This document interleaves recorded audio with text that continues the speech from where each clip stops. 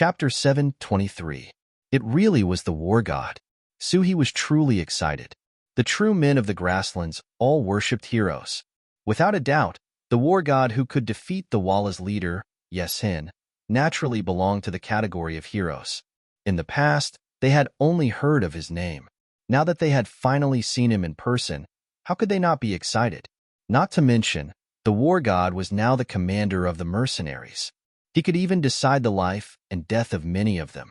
Of course, what made Suhi even more excited was that this person actually came to her in person, and he just wanted to recruit her. At that moment, he felt that he was extremely valued. That feeling was very good and made him feel very comfortable.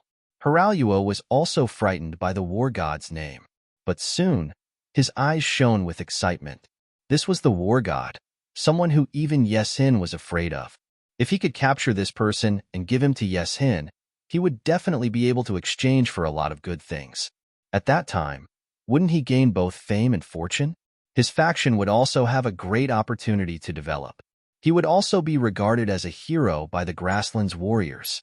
Thinking about the various benefits he could obtain, Haraluo couldn't suppress the excitement in his heart. He shouted at the executioners in the tent, "What are you all standing there for? Hurry up and capture him. This is a great contribution." His voice was shouted out, and the crowd of executioners were also moved. But no one moved. Instead, they all looked at Suhi. Suhi was the commander here.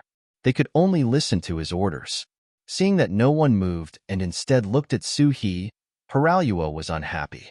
He said with a dark face, "Did you not hear what I said? Let me tell you, if you don't listen, I will hand you over to my father. At that time, even Suhi won't be able to protect you." Poor Haraluo. He still didn't know that his father had already escaped with 3,000 cavalry. He thought that no one could stop him from doing anything with his father's name. Haraluo had exposed his true face. This made Suhi very unhappy. The war god was willing to take the risk alone. This was a display of courage and wisdom, but how could it not be that he trusted himself? Although he also wanted to defeat the battle god, that would bring him both fame and fortune. However, if he wanted to defeat them, he would have to defeat them fair and square on the battlefield.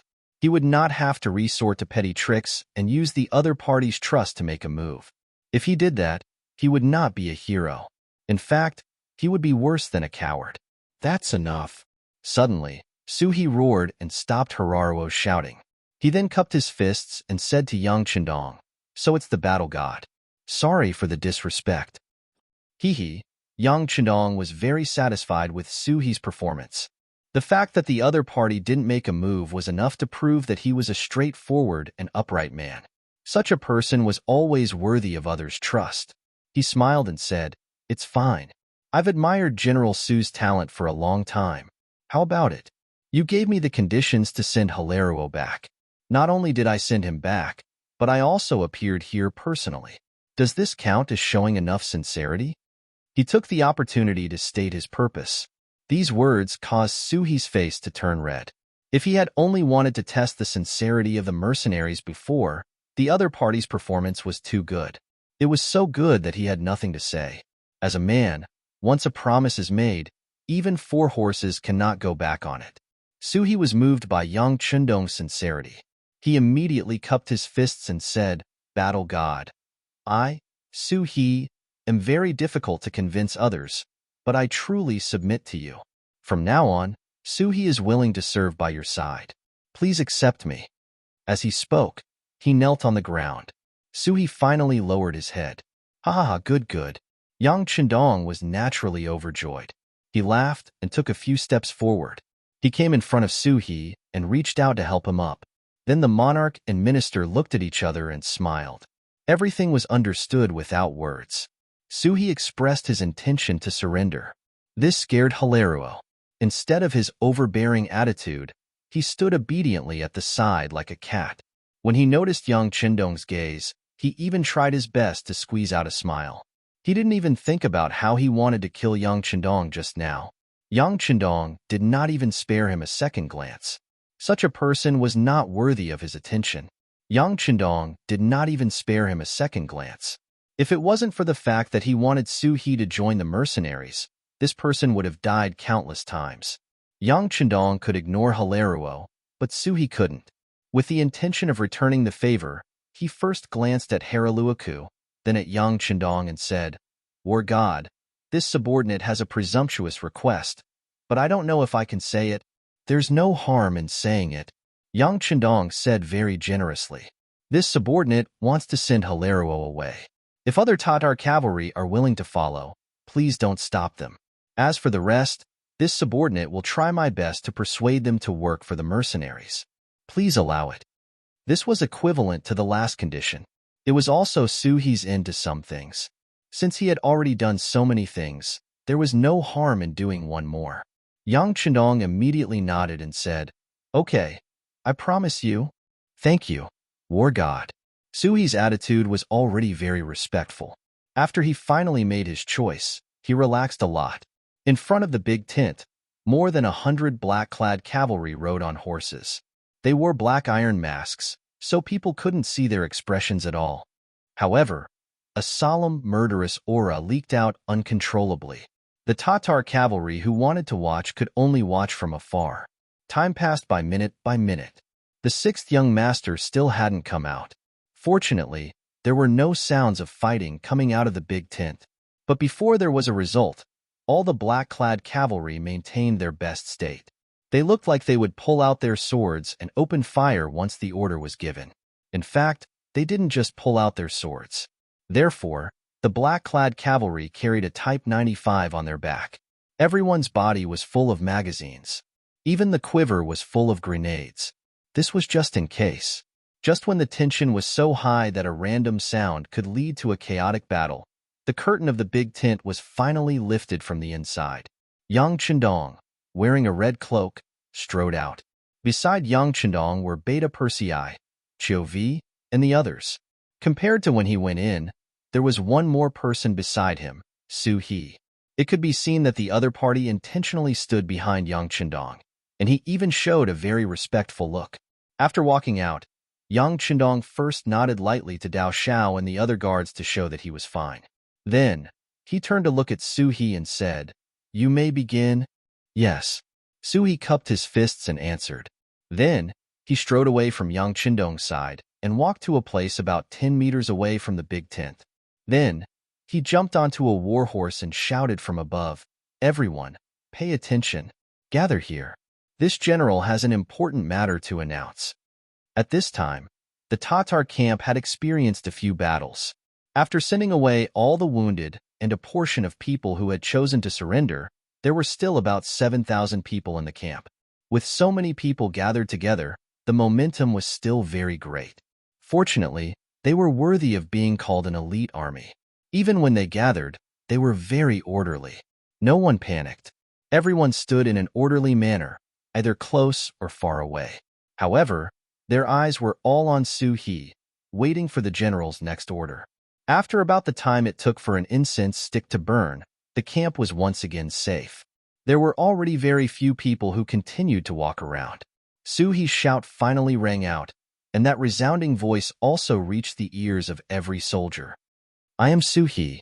I have already made the decision to surrender and join the mercenary army. Brothers, if you believe in me, then please join me for a brand new beginning." The crowd was silent at first, but then there was a deafening shout. It was clear that this decision was very popular with the soldiers. Many people were already moved, but because there were still many people who had not made a choice, they could not force themselves to stand out. Thus, they endured it. Now that even the general had decided to surrender to the mercenary army, they finally had nothing to worry about. The shouts came one after another, and it took a while for them to gradually calm down. Suhi's voice continued to ring out. "Young Master Haruo has already been sent back. If anyone is willing to follow Young Master, I will not stop or oppose. You can leave with him. Those who do not wish to join the mercenary army can also leave with Young Master first.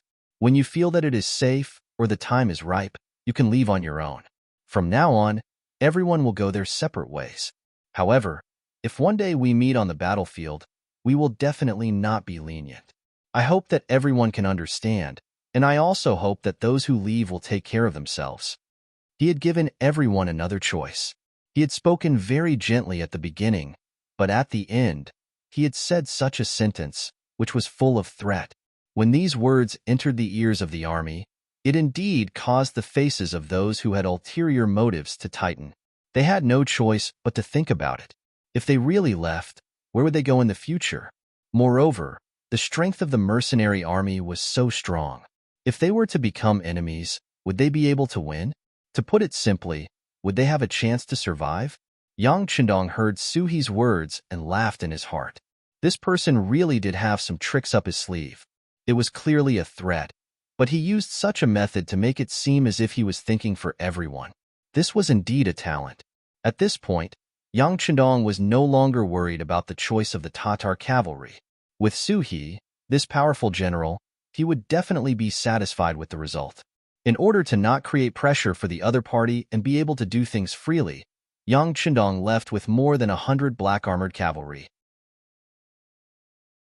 Chapter 724. Not long after Yang Chendong left, horror also left the Tatar camp. Nearly 1,000 Tatar cavalrymen left with him. About 200 of them had received Lord Agar Dorj's kindness, and they were following the young master to repay his kindness. As for the rest, they did not want to join the Han army, or they were simply tired of war. Sui kept his word and did not make things difficult for them. Instead, he allowed them to take their war horses and weapons and leave the camp.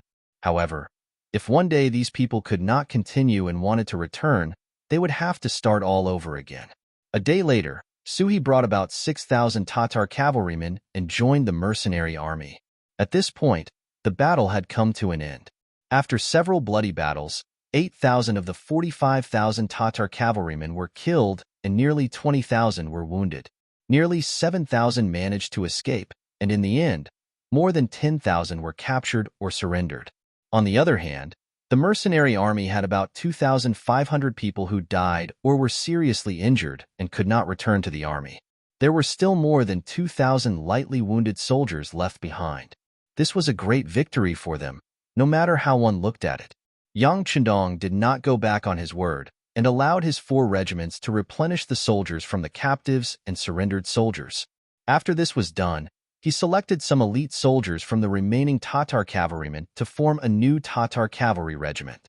The regiment commander was Su He, and the number of soldiers was the same as the Nuzan cavalry regiment, 3,000.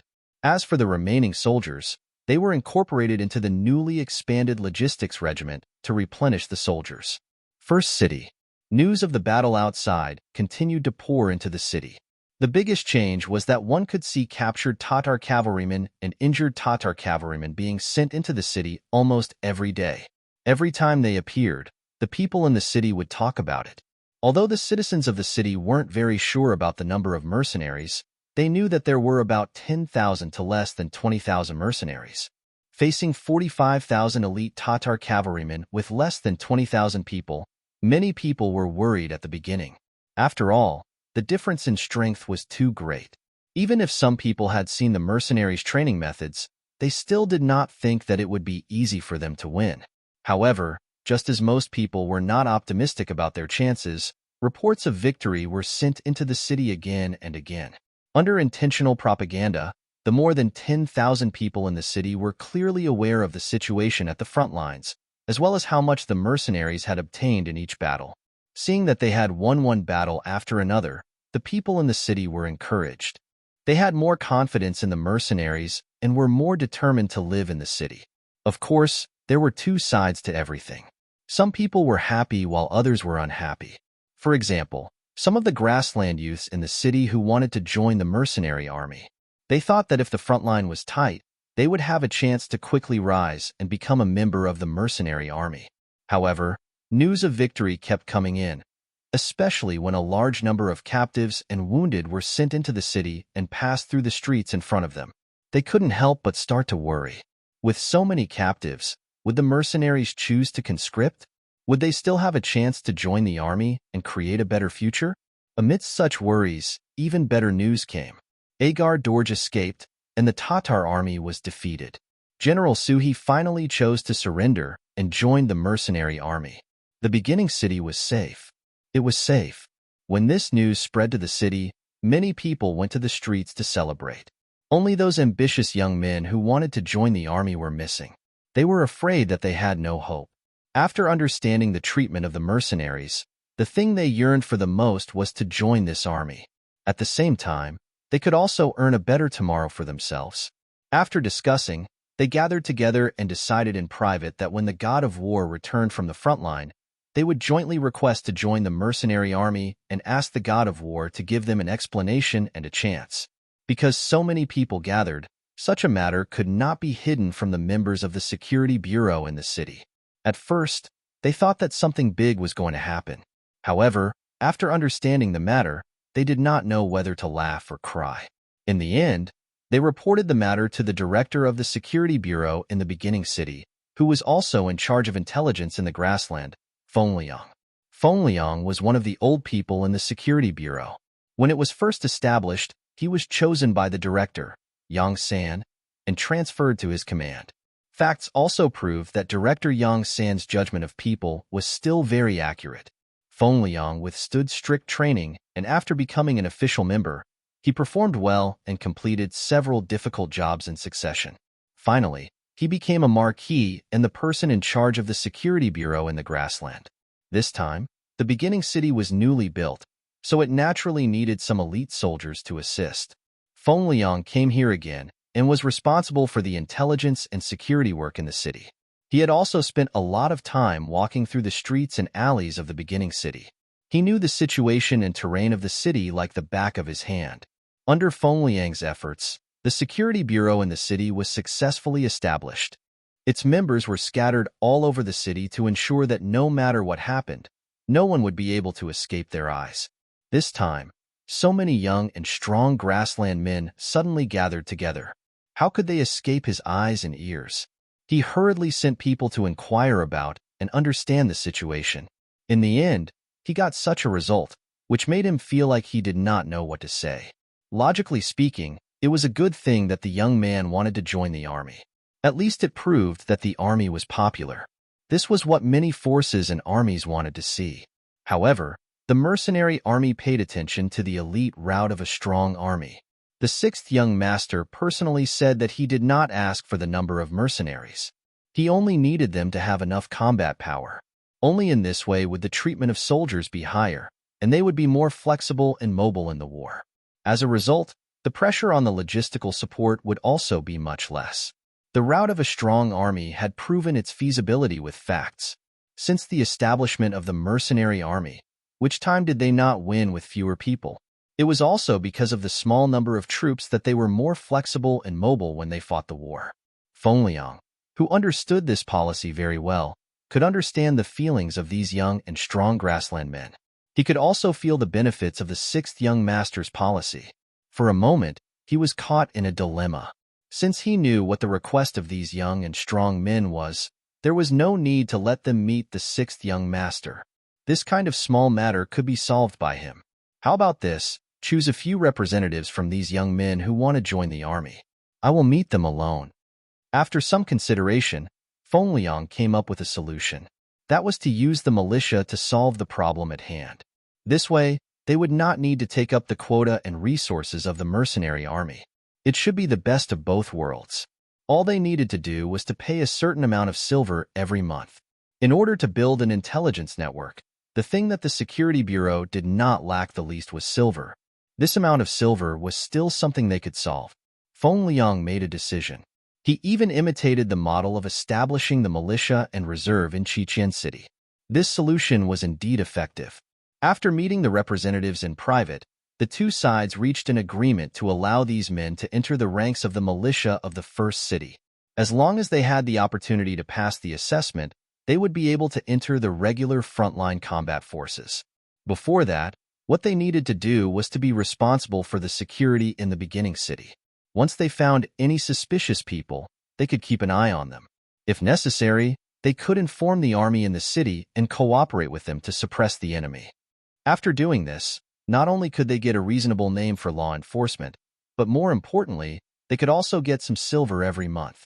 It was tentatively set at 2 taels of silver every month. There would be an additional reward for meritorious service. 2 taels of silver was naturally nothing in front of the regular mercenary army. However, for ordinary people, it was already an income. At this moment, both sides were very satisfied. A gathering of people that needed to trouble Yang Chendong was declared over before it happened. What was even more unexpected was that it did not take long for these grassland men, who were persuaded by Feng Liang to join the militia, to really make a great contribution.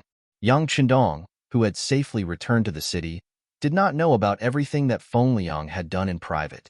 However, these things would be formed into a secret document and sent to him for review.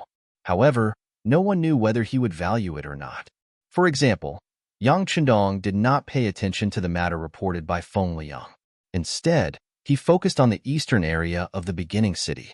The scouts had sent back news that the 3 divisions of the Longfeng division were already on their way to transport the goods from Qiqian city that had just been received from Seatown. They would be able to rush back to the beginning city in at most 2 days. The previous battle was just to establish his prestige and to stabilize his foothold. Now, it seemed that everything was going smoothly. After this battle, not only did he show his prestige, but he also strengthened the army. This also gave Yang Chendong more confidence. Whether it was to defend the city or to fight, he also had more choices. However, if one wanted to conquer a place, war was only one of the methods. Another important method was economic occupation. As long as one controlled the economy of a place, it was equivalent to controlling its artery. Only then would one's influence be more far-reaching, and one would be more powerful. Among the goods transported by the 3 divisions of the Longfeng division, there were many goods that were hard currencies. This was also a good opportunity to strengthen the economic strength of the beginning city again. This was also something that Yang Chendong valued very much. Therefore, on the morning of the 3rd day, when the 3 divisions of the Longfeng division escorted more than 500 carriages and appeared outside the city, he personally went up to greet them.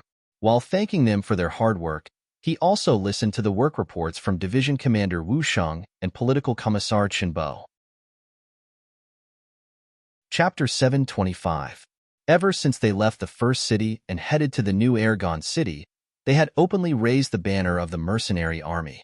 At the same time, they attracted the attention of the Ming guards.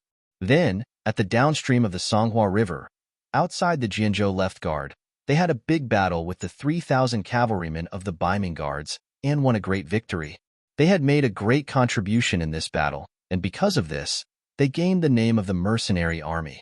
The Ming guards became more honest, and a logistics route that belonged to the mercenary army was opened up. On the way back from Seatown to pick up the goods, there were no more Ming army soldiers to make things difficult for them. There were only some scouts following them from afar, inquiring about their situation. Good. Hearing that he had established his prestige with just one battle, Yang Chendong was naturally satisfied. The Ming army was mostly made up of Han people. This was his route.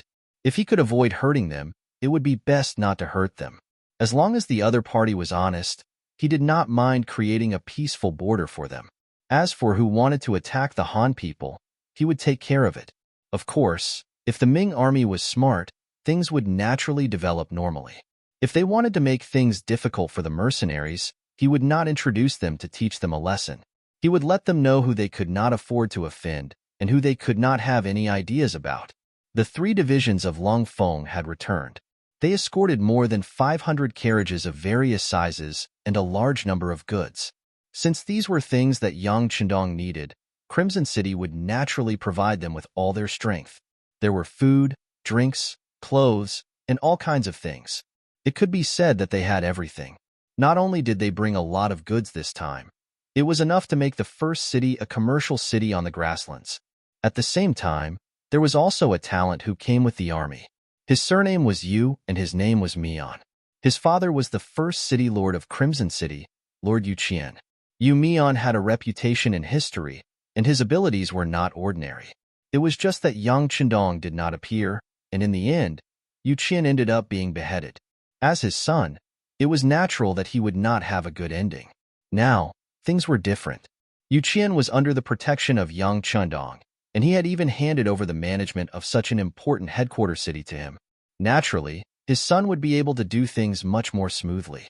Yu Mian's arrival was not because his father, Yu Qian, wanted him to make his presence known. In fact, Yu Mian was already participating in the management of Crimson City.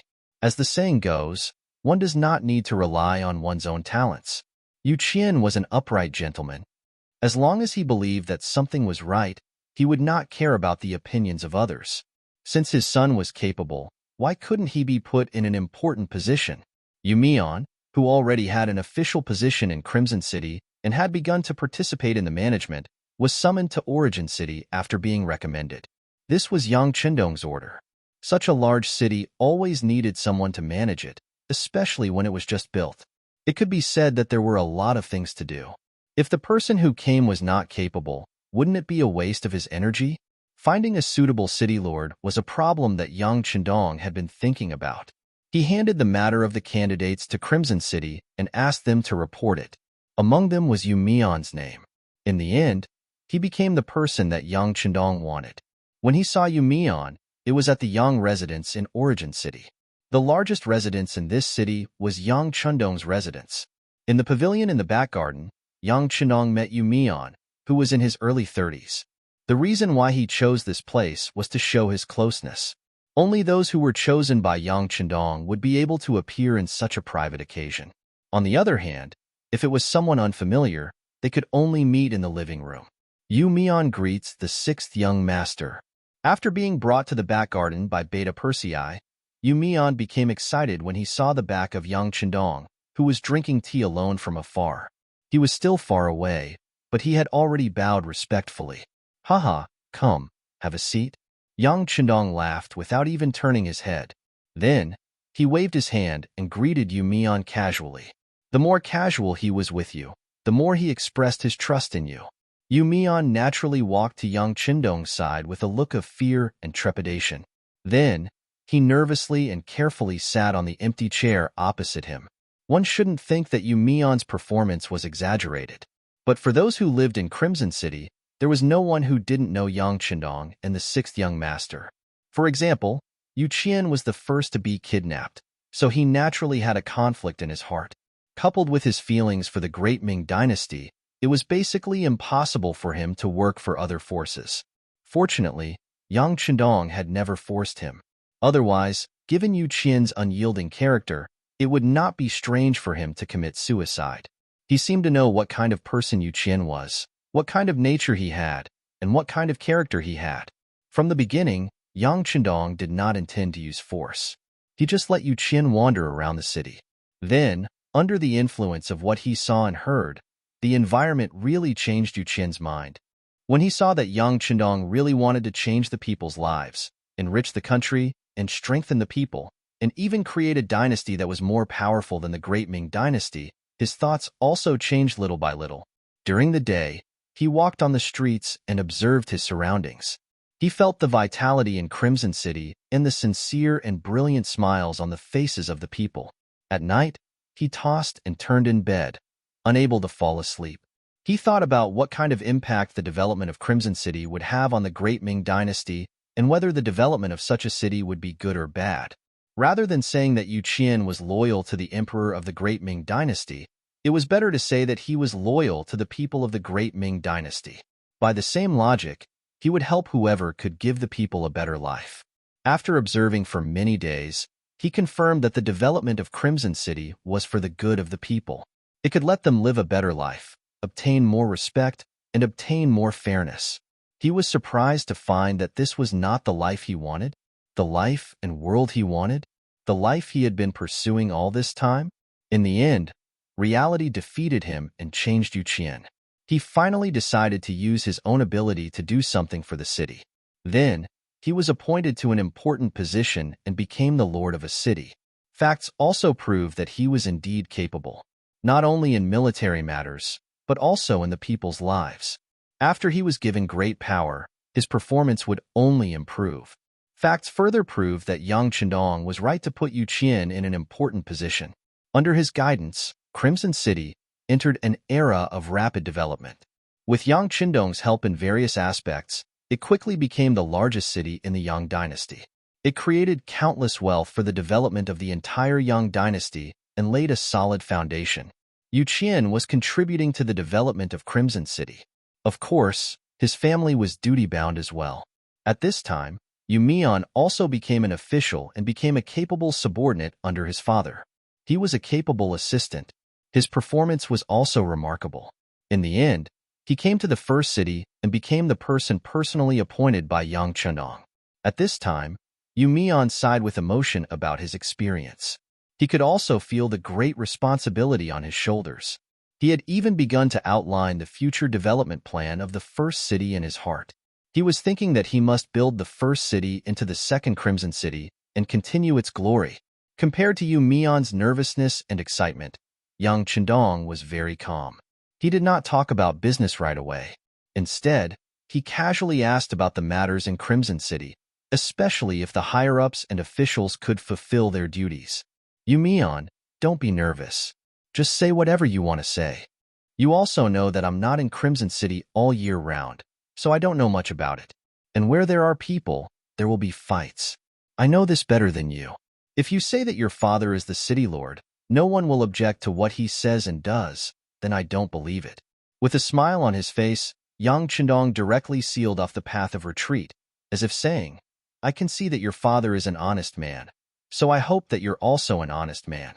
If there's anything you want to say, then say it to me. Originally, he wanted to sing praises for Crimson City, but suddenly, after Yang Chendong said this, Yumian knew that he could hold back those words in his stomach. But at the same time, he was very happy that the sixth young master was so considerate of him. Such a person was worthy of others' loyalty. He didn't answer immediately. Instead, he thought for a while before saying, Sixth young master, just as you said, there will be fights where there are people. The higher-ups in Crimson City are indeed not a tight group. There are some people who have doubts about my father's decisions. But all in all, this is just a difference in opinion and a desire for power. At least up to now, no one has caused any major trouble. After all, with Sixth Young Master's reputation and the Security Bureau's people secretly watching, as well as the Special Inspector Bureau's Lord Shan Yu's guarantee on the surface, everything is still peaceful. Yumian was being careful and polite, and what he reported was all good news. However, Yang Chendong was not an ordinary person. He could still hear the hidden meaning in his words.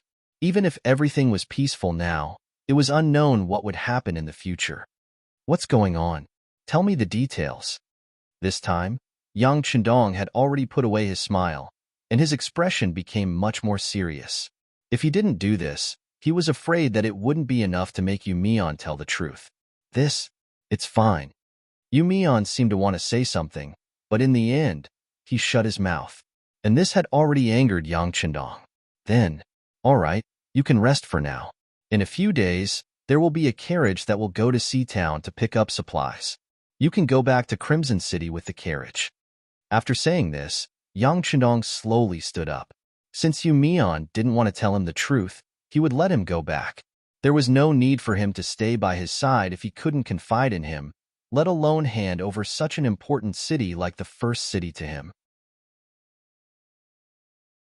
Chapter 726. He actually asked him to go back. This was obviously a sign of anger. Yumian was frightened at this moment. When he came, many people's eyes were red with jealousy. His father had high hopes for him, hoping that he would be able to gain a foothold in the origin city and create a glory similar to the Crimson City. Even when he left, he patted his chest and almost made a military order. It could be said that his family had given him too much hope for his arrival. But now, he was actually going to return empty-handed. One could imagine what would happen if he didn't do anything and went back with his tail between his legs. At that time, not to mention himself, even his father would be implicated. Then, he would become the true sinner of the Yu family. The consequences would be unimaginable and unimaginable. Yumian waited for Yang Chendong to leave the pavilion. Just as he was about to leave, he suddenly shouted, Sixth young master, please wait a moment. Stopping in his tracks, Yang Chendong turned around. What is it? Do you have something to tell me? Yes. This time, Yumian lowered his head. Regardless of whether he was willing or not, he had no choice now. Then speak. Yang Chendong's expression was calm. Yes, sixth young master. With the continuous development of Crimson City, there are indeed some people who have become restless and dissatisfied. The most representative of them is Yang Taiju. This is not his real name.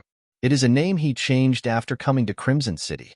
His father thinks that this name is more resounding and is in line with our original intention of conquering the world with martial arts.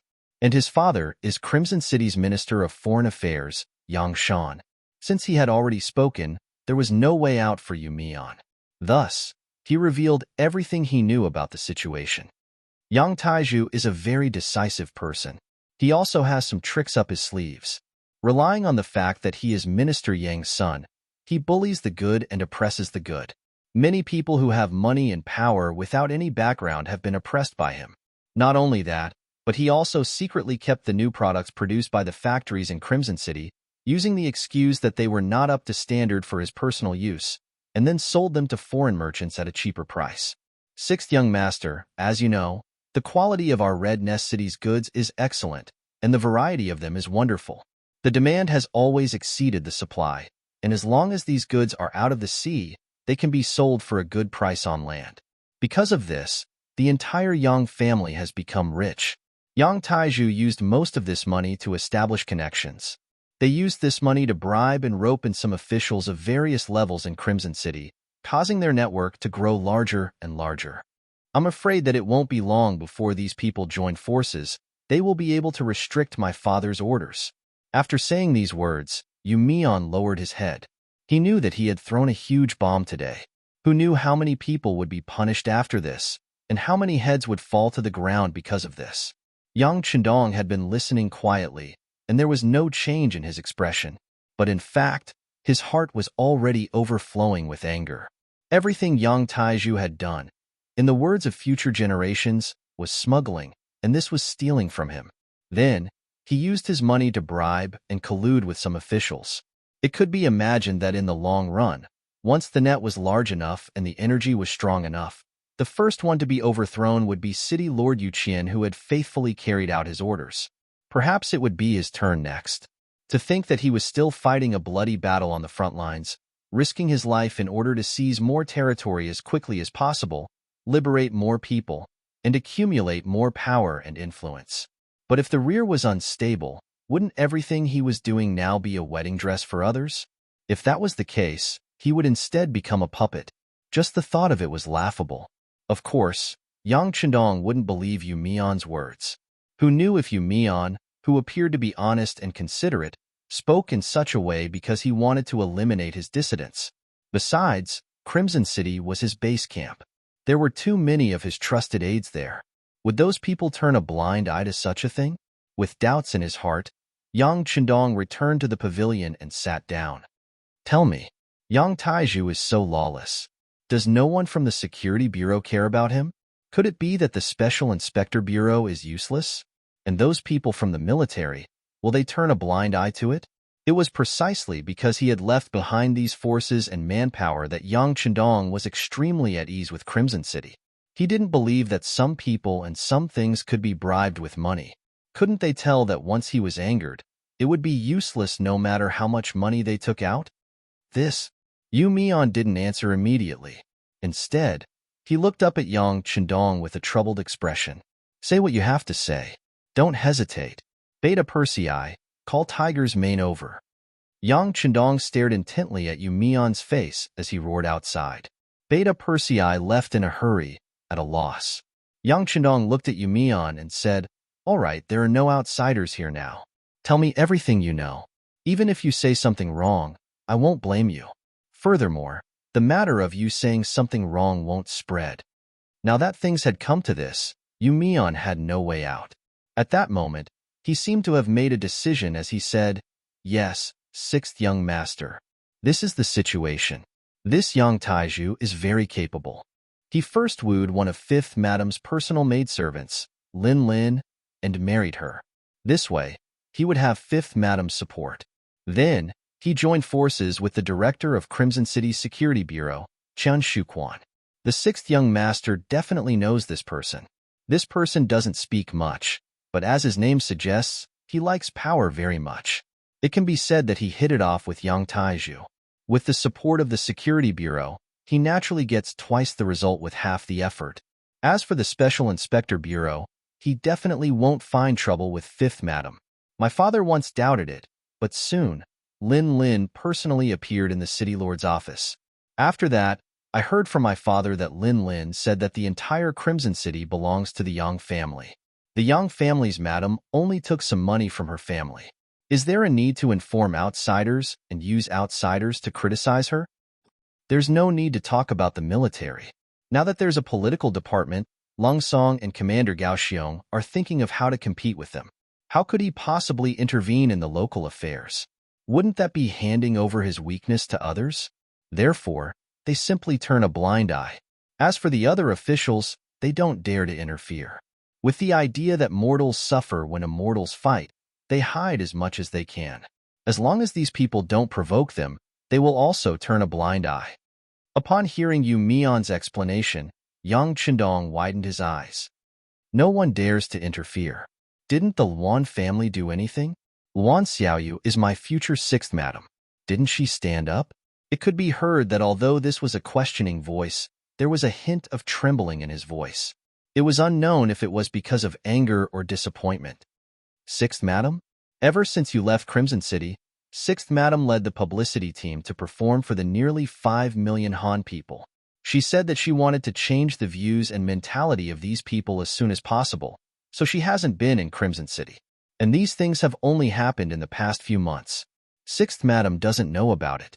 Yu Mian knew that this was very likely related to a girl's future happiness and the future of a large family. Of course, he had to explain it clearly.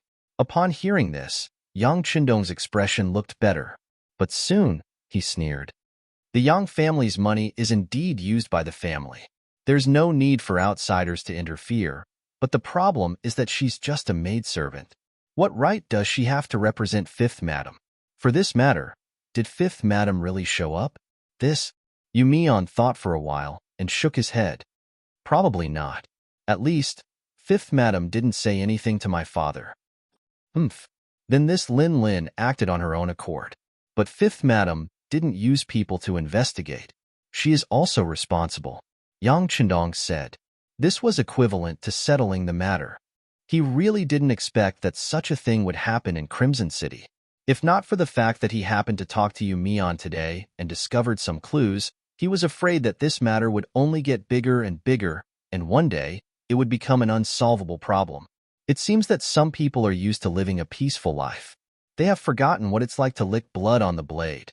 If that's the case, then don't blame me for being heartless. After speaking, Yang Qindong raised his hand and slammed down on the stone table in the pavilion. Boom! A thunderous sound suddenly rose. After Yang Qindong's anger soared to the sky and he used his qi, the stone table actually cracked and fell to the ground with a loud bang. Tiger's Mane and Beta Persei, who had just entered the courtyard, saw this scene clearly. Young master. Both of them cried out in surprise and then ran over in big strides. After all, Yang Qindong was still made of flesh and blood. When he slammed down, his hand was bleeding. Tiger's Mane and Beta Persei cried out in pain and shock. They hurriedly shouted outside and arranged for the military doctor to bandage the wound. At the same time, both of them looked at Yu Mian angrily. Don't blame Yu Mian. It has nothing to do with him. Since you're here, listen to what Yu Mian has to say. Tell me your thoughts later. Yang Qindong's voice was very calm. He then waved his hand and went to find the military doctor, including his wound. Yang Qindong didn't doubt Yu Mian's words because some things could be found out after an investigation. If he was lying, then even his father, Yu Qian, couldn't protect him for framing Fifth Madam. After leaving the courtyard and finding the military doctor, Yang Qindong returned to the backyard after bandaging his hand. He saw Tiger's Mane and Beta Persei standing there with flushed faces. Beside them was Yu Mian, who was trembling with fear. He lowered his head and didn't even dare to breathe loudly. Chapter 727. Are you trying to scare Yu Mian? Let me tell you, this has nothing to do with him. He is the hero. Needless to say, Yang Qindong knew that the two of them must have gotten angry in front of Yu Mian. Otherwise, they wouldn't be like this. This subordinate doesn't dare. Yu Mian did see Tiger's Mane and Beta Persei getting angry just now. It was as if they wanted to eat someone, which really gave him a fright. All right, Yumion, you don't have to be afraid. You have contributed to this matter. How about this? You go take a walk on the streets first and familiarize yourself with the situation in the beginning city. Then, write a city management report for me to read. We'll talk about the construction of the beginning city when the time comes. You can go now. With a smile on his face, Yang Chendong said to Yumion with a pleasant expression. Yumion naturally nodded and agreed. He excused himself and resigned. After there was no one else around, Yang Chendong's expression turned cold again. Tell me, what do the two of you think? Kill all these sinners. Yes, not only do we have to kill them all, but we also have to hold a public trial to clarify their crimes. We have to let all the officials in the Crimson City know what the consequences of doing wrong are. Tiger's Mane and Beta Persei expressed their opinions one after another. After listening to Yumion explain everything from the beginning to the end, they were really angry.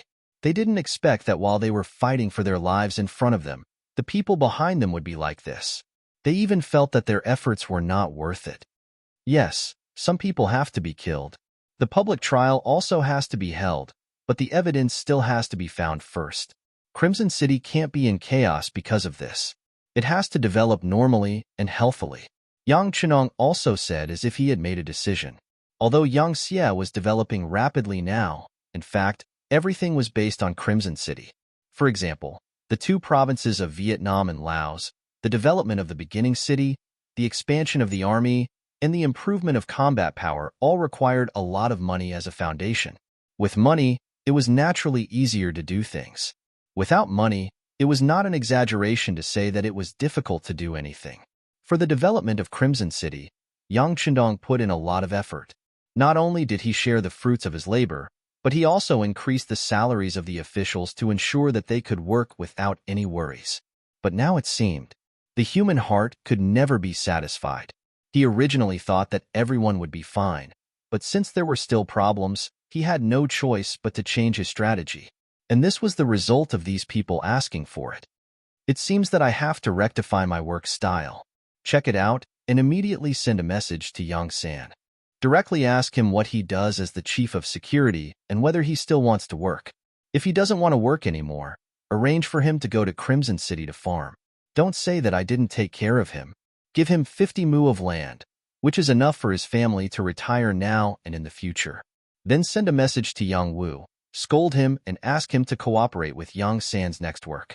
Send a message to the first madam. Ask her to lecture the fifth madam. Tell her that when I'm not around, she has to take care of the maids under her. Send a message to Shun Yu. Scold him. As a person in his position, he has to do his job. If he can't do it, then he should just resign. Send a message to Luan Xiaoyu. With her as the leader, let them carry out a rectification operation, including the military. Yang Chendong issued a series of orders. Tiger's Mane and Beta Persei's expressions also became extremely solemn. They knew that this time, the sixth young master was really angry. He was so angry that he wanted to reshuffle the cards in Crimson City. The orders were issued one by one. The two of them were afraid of forgetting something, so they had already taken out a pen and paper and began to write it down. Not long after, the two of them turned around and went straight to the telegraph room. It could be imagined that there would be a lot of work to be done. After arranging everything, Yang Chendong became relaxed. He walked towards the military supplies that were delivered. This time, there were a lot of commercial goods. He wanted to carry out commercial activities in the first city, so he also wanted to build a commercial street here. Reality told him that he couldn't put all his eggs in one basket. He still had to make multiple preparations. It would be best if the city below could be self-sufficient. In this way, even if there was a problem in one of the links, it would not affect the overall situation. In the following time, Yang Chendong found Yumion. The two of them began to walk through the streets and alleys to plan the future construction of the first city. At this time, several fast boats were heading towards Crimson City from the sea. In the cabin, Yang San, who had a fierce face, was among them. Ever since he received the telegram, he rushed to the nearby dock from the great Ming dynasty. Along the way, he had a gloomy face. The fast boat that belonged to the security bureau had already been arranged. After he boarded the boat, he went straight to Crimson City. The telegram was in Yang San's hands.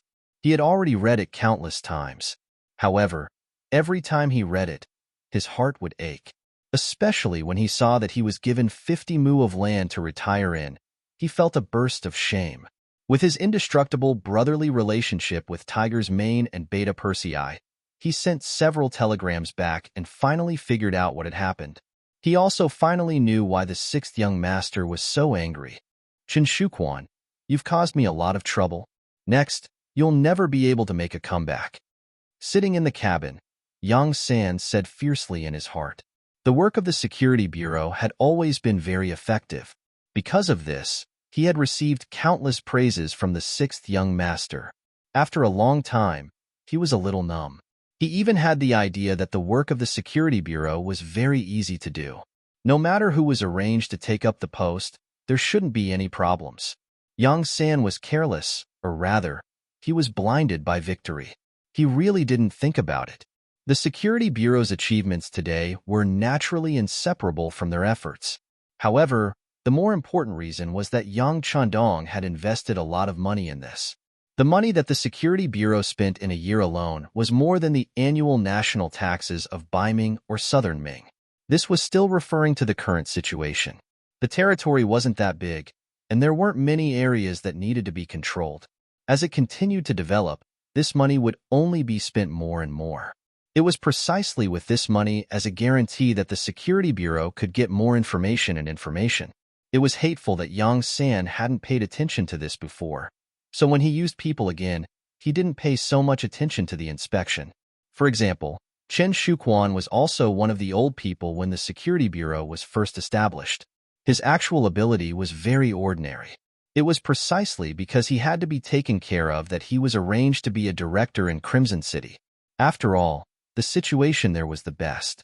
As long as he didn't take the initiative to look for trouble, not only was the work easy, it was also easy to achieve results. Yes, the results were out now.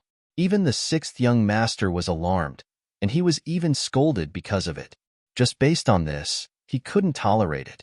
Yang San would definitely not show mercy to this kind of person who spoiled the pot of soup with a piece of radish *T. After such a big incident, Yang San was almost sent home to be a farmer. If this matter couldn't be resolved, he was afraid that this time, he really wouldn't be able to report back. As the Security Bureau's operation team set off, Yang San thought about some of the things that he needed to do when he arrived at Crimson City and thought that he needed reliable people. He looked at Che Chao and asked.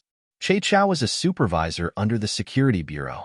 He was very capable, but because he was still too young and wasn't in the first batch to enter the Security Bureau, he didn't have enough qualifications. Therefore, he had been staying by Yang San's side to gain experience. This time, he brought Che Chao over to solve Chen Shuchuan's problem better and faster. At the same time, he also wanted to take the opportunity to see if this person had the ability to succeed Yang Shuchuan's position and if there were any problems with his character. After Qin Shuchuan's incident, Yang San started to pay attention to the character of his subordinates. Reality had already proven that if a person was unreliable, the stronger their ability, the more likely they would become a black sheep. Yang San would definitely not make the same mistake twice. Chief, the operation team has transferred 200 people over. They are all safe and reliable, and they don't have any contact with each other. This time, they were ordered to rush to Crimson City from various places and won't leak any information. It's just that when they enter Crimson City's pier, it might be a little troublesome.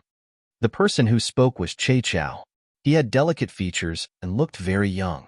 Don't worry, when the time comes, you will stay at the pier and be in charge of receiving them. I will give you my token. Yang San said without the slightest emotion in his eyes. This was also the appearance he often maintained in front of his subordinates. Perhaps only in this way, people couldn't see his true thoughts. With Yang San's token, entering the strictly guarded Crimson City's pier would naturally be incomparably smooth. Che Chao quickly agreed and then shut his mouth. Until now, he still didn't know why he suddenly returned to Crimson City, but his intuition told him that there must be some secret mission because if there was a shortage of manpower, there was a Security Bureau branch in Crimson City, and there were quite a number of people there. However, not informing them seemed to indicate a lot of problems. After Yang San asked these questions, he fell back into a state of meditation. He was already planning his every move after entering Crimson City. This time, he didn't want to rely on others. He wanted to personally investigate Chen Shuchuan's problem. If everything was like what the sixth young master said in the telegram, he would solve it according to the family law and cut off this malignant tumor of the Security Bureau with his own hands. Crimson City. It was still incomparably bustling. Even when the sky was dark, the main streets were already brightly lit. In the Great Ming Dynasty, kerosene lamps were still used, and the palace ministers only used candles. Just this point alone was many times better than before. As the citizens of Crimson City, they were also the first to enjoy the benefits of modern electrical industry. Meanwhile, in a courtyard that was known as the Street of Light, some people were doing shady things. Chapter 728. In a secret room, there were only 2 people sitting inside. There was tea and some snacks on the table. Brother Chen, this time Yumian went over there. Who knows what he might say? I have to say that you're still too careful. If you did as I said, you should just kill him. Wouldn't that solve the problem once and for all? A slender, handsome man with extremely thin lips took the lead to speak up. This person was Yang Taiju. With a father like Yang Shan and a good appearance, he was blessed by the heavens. It could be said that the heavens treated him well. As long as he behaved himself, he was destined to have a good life. Unfortunately, his ambition was too big, so big that it was beyond his ability. It was only a matter of time before he was destroyed. Sitting opposite Yang Taiju was an ordinary-looking man. Even if such a person walked on the street, he wouldn't attract anyone's attention because he looked too ordinary. His height was ordinary, his facial features were ordinary, and there was nothing special about him. Such a person was suitable for an organization like the Security Bureau. No matter what, he didn't stand out. He was Chen Shuquan, the director of the Security Bureau in Crimson City. No, Chen Shuquan spoke. Yumian absolutely can't be killed. Not to mention that his father is Yu Qian. If something happens to him, it's impossible that no one will come to investigate.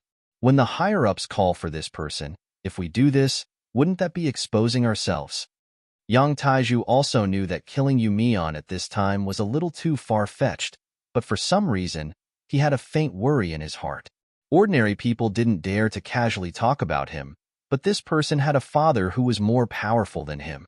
Once he saw that person, he really couldn't predict what he would say. Sigh, it's too late to say anything now.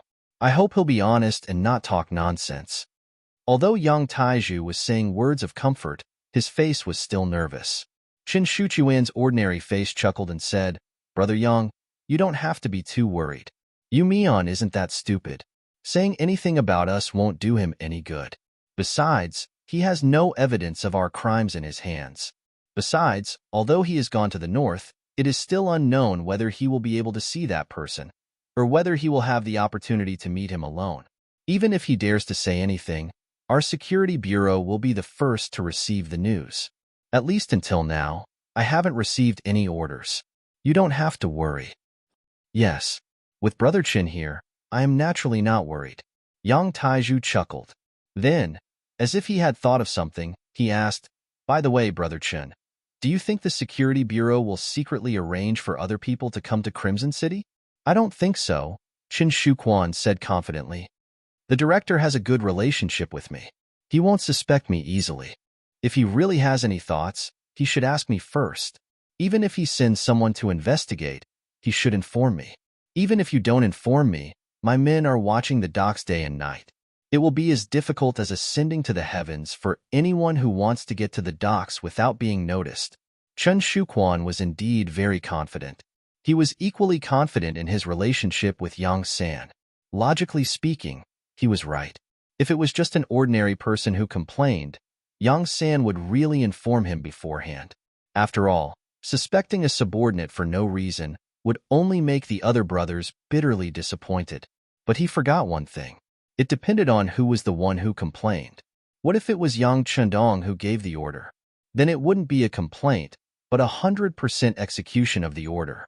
If Yang Chendong gave the order, Yang San would definitely attract great attention. Not only that, but he would also have to do a good job. Even if there was no problem, he must provide evidence. Under such circumstances, How could Yang San inform Qin Shuquan about it? At this moment, it could only be said that Qin Shuquan was too confident, so confident that he was a little arrogant. It was a pity that no matter if it was Qin Shuquan or Yang Taiju, they didn't think too much about it. They only thought that even though Yang Qindong was formidable, to the extent of having an incomparable status in the entire Yang faction, in all of Crimson City, a person was a person. He wasn't a god. How could he possibly care about everything? Furthermore, they didn't do anything to betray Yang Xie. They were just using their power and status to earn more money. Was there anything wrong with that? Which dynasty, which family didn't use this opportunity to develop? What they did wasn't a big deal, so it wouldn't attract Yang Qindong's attention. Yu Mian's matter seemed to have come to an end here. Following that, the two of them talked about the Luan family. The Luan family was a special existence in the entire Crimson City.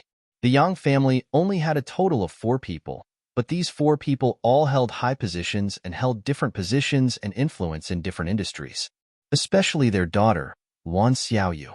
When she reached the age, she would become the 6th madam. How could such a family not be illustrious? In Crimson City, anyone with ambition would have the idea of getting close to the other party.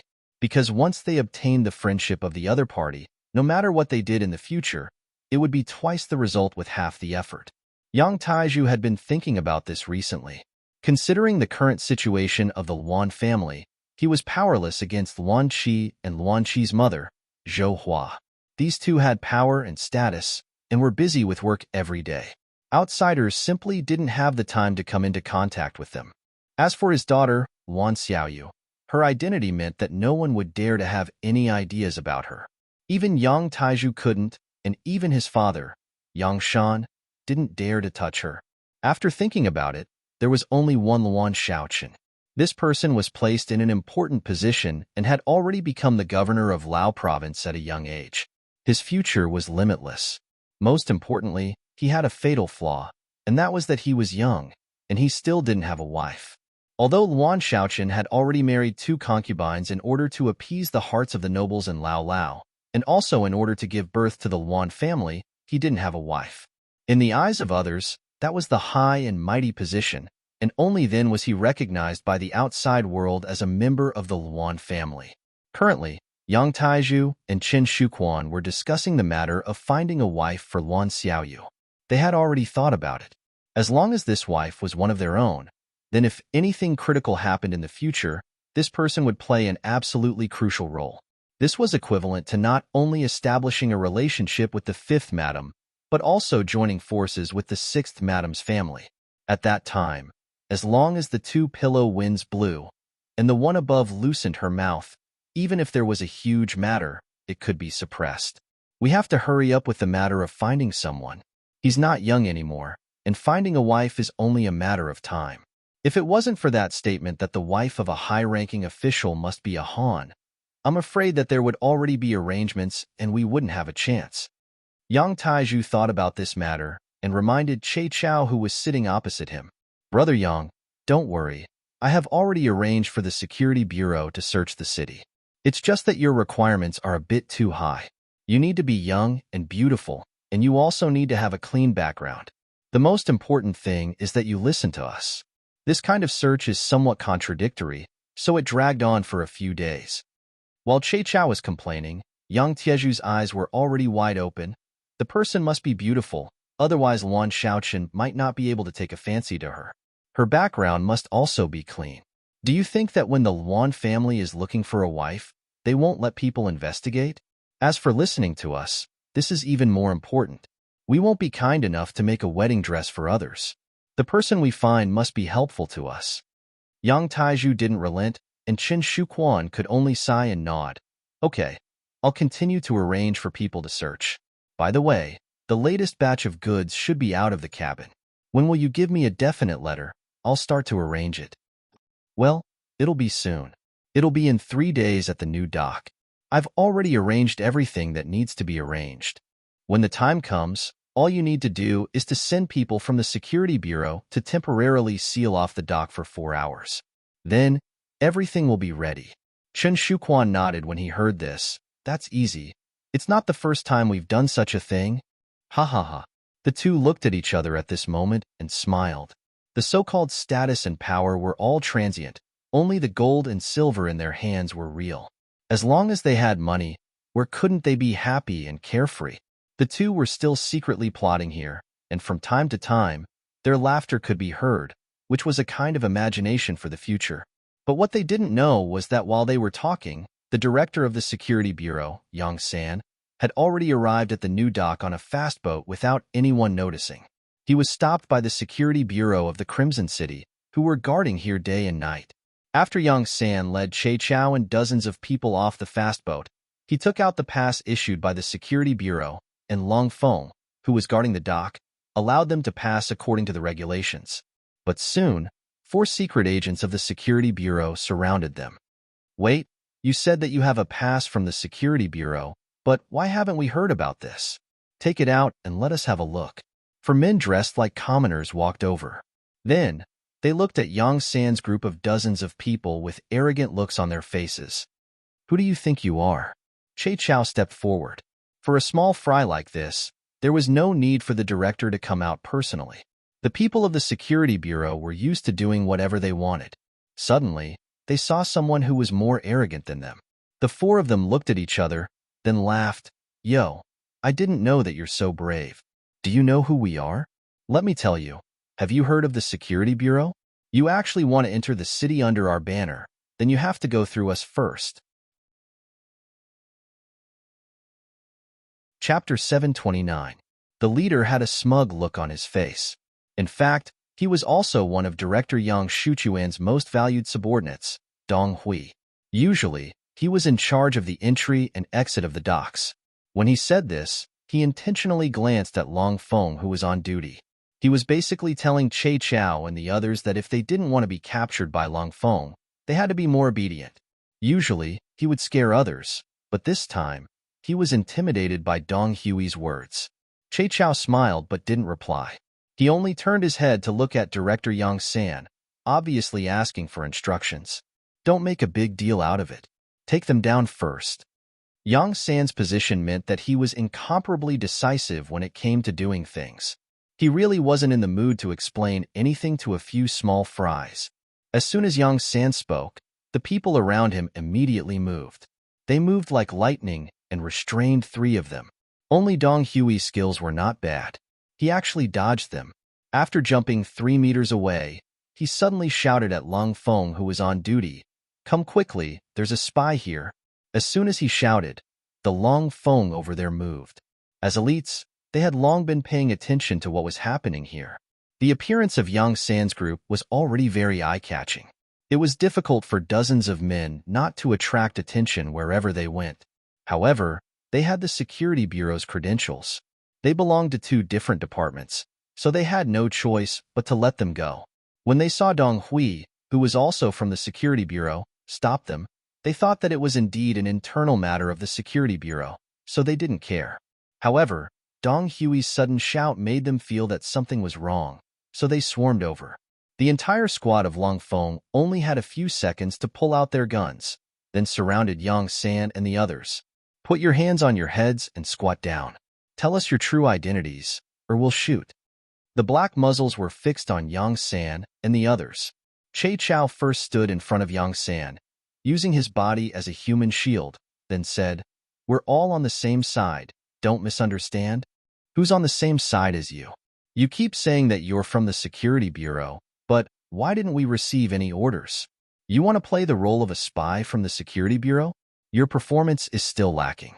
Dong Hui jumped out, accusing Che Chao and the others of having a problem with their identities.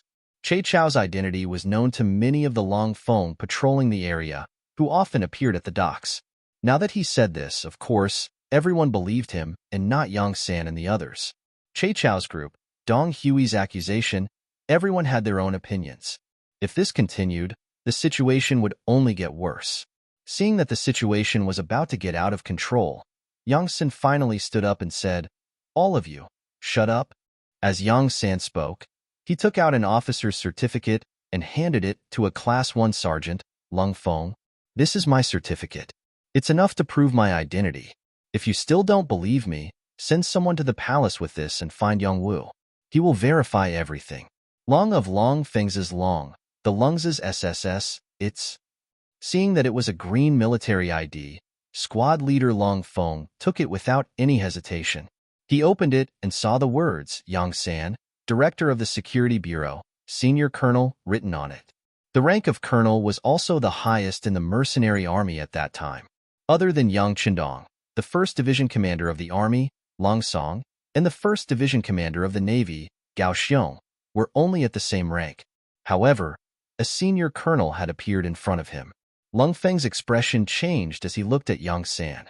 Speaking of which, if Yang San's military certificate showed that he was a major, or even a lieutenant colonel, it wouldn't have aroused Long Feng's suspicions. However, the senior colonel was too eye-catching. It gave people a surreal feeling. If that's the case, I'll need to send someone to the palace with this document. I hope you can understand. Class Monitor Long Feng didn't dare to make a decision at the moment, so he decided to do as the other party said. After all, he knew Yang Wu. Yang Wu would come to the docks to check on things when he had nothing to do. Sure, but I have a request. No one here is allowed to leave.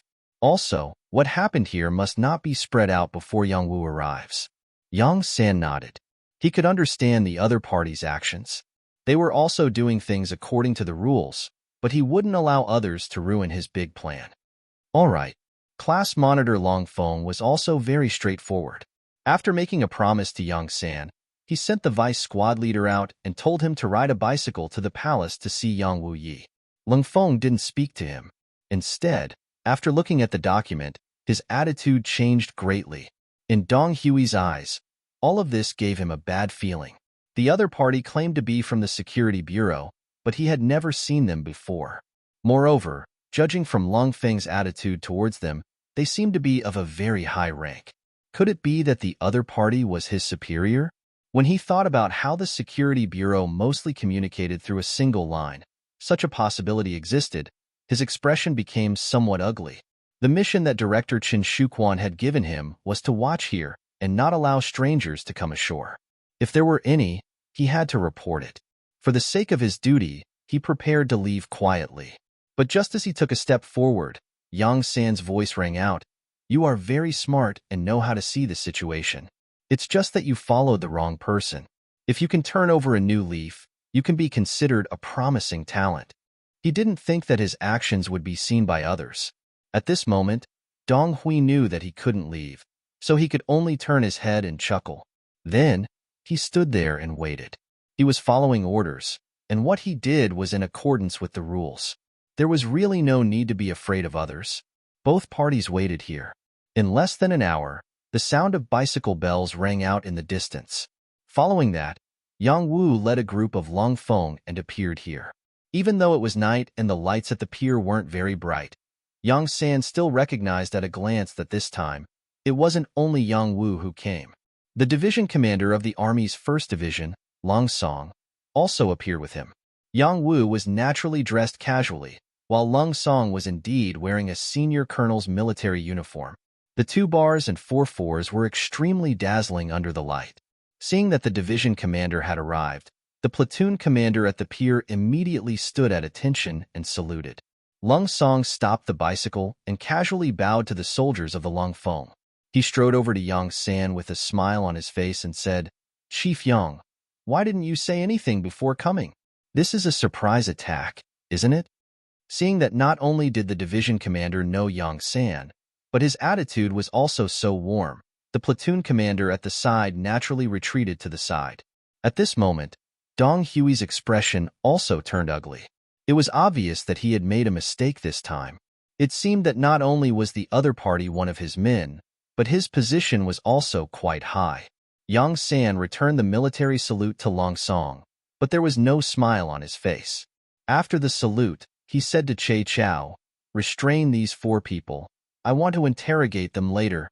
After making some simple arrangements, Yang San looked at Long Song and glanced at Yang Wu. He only said one sentence, "Young master is very angry this time." With just one sentence, Yang Wu, who was incomparably famous in Crimson Nest City, who was called Yang Wu Yi, immediately lowered his head. Just one sentence was enough to show that the young master was dissatisfied with him. As one of the first 5 servants of the Yang family, they were different from the others. Others might have to rely on military merits to be promoted, but their status rose along with Yang Xie's continuous growth. If one had to describe it, they were the same as the eunuchs by the emperor's side. They only needed to serve Yang Chenong well. It could be said that a single sentence determined their future in life. Now that the master was angry, it meant that Yang Wu didn't do his job well. Yang Wu felt very ashamed. Seeing Yang Wu lower his head, Yang San didn't say anything else. Instead, he looked at Long Song and said, "Young master is also very dissatisfied with your work.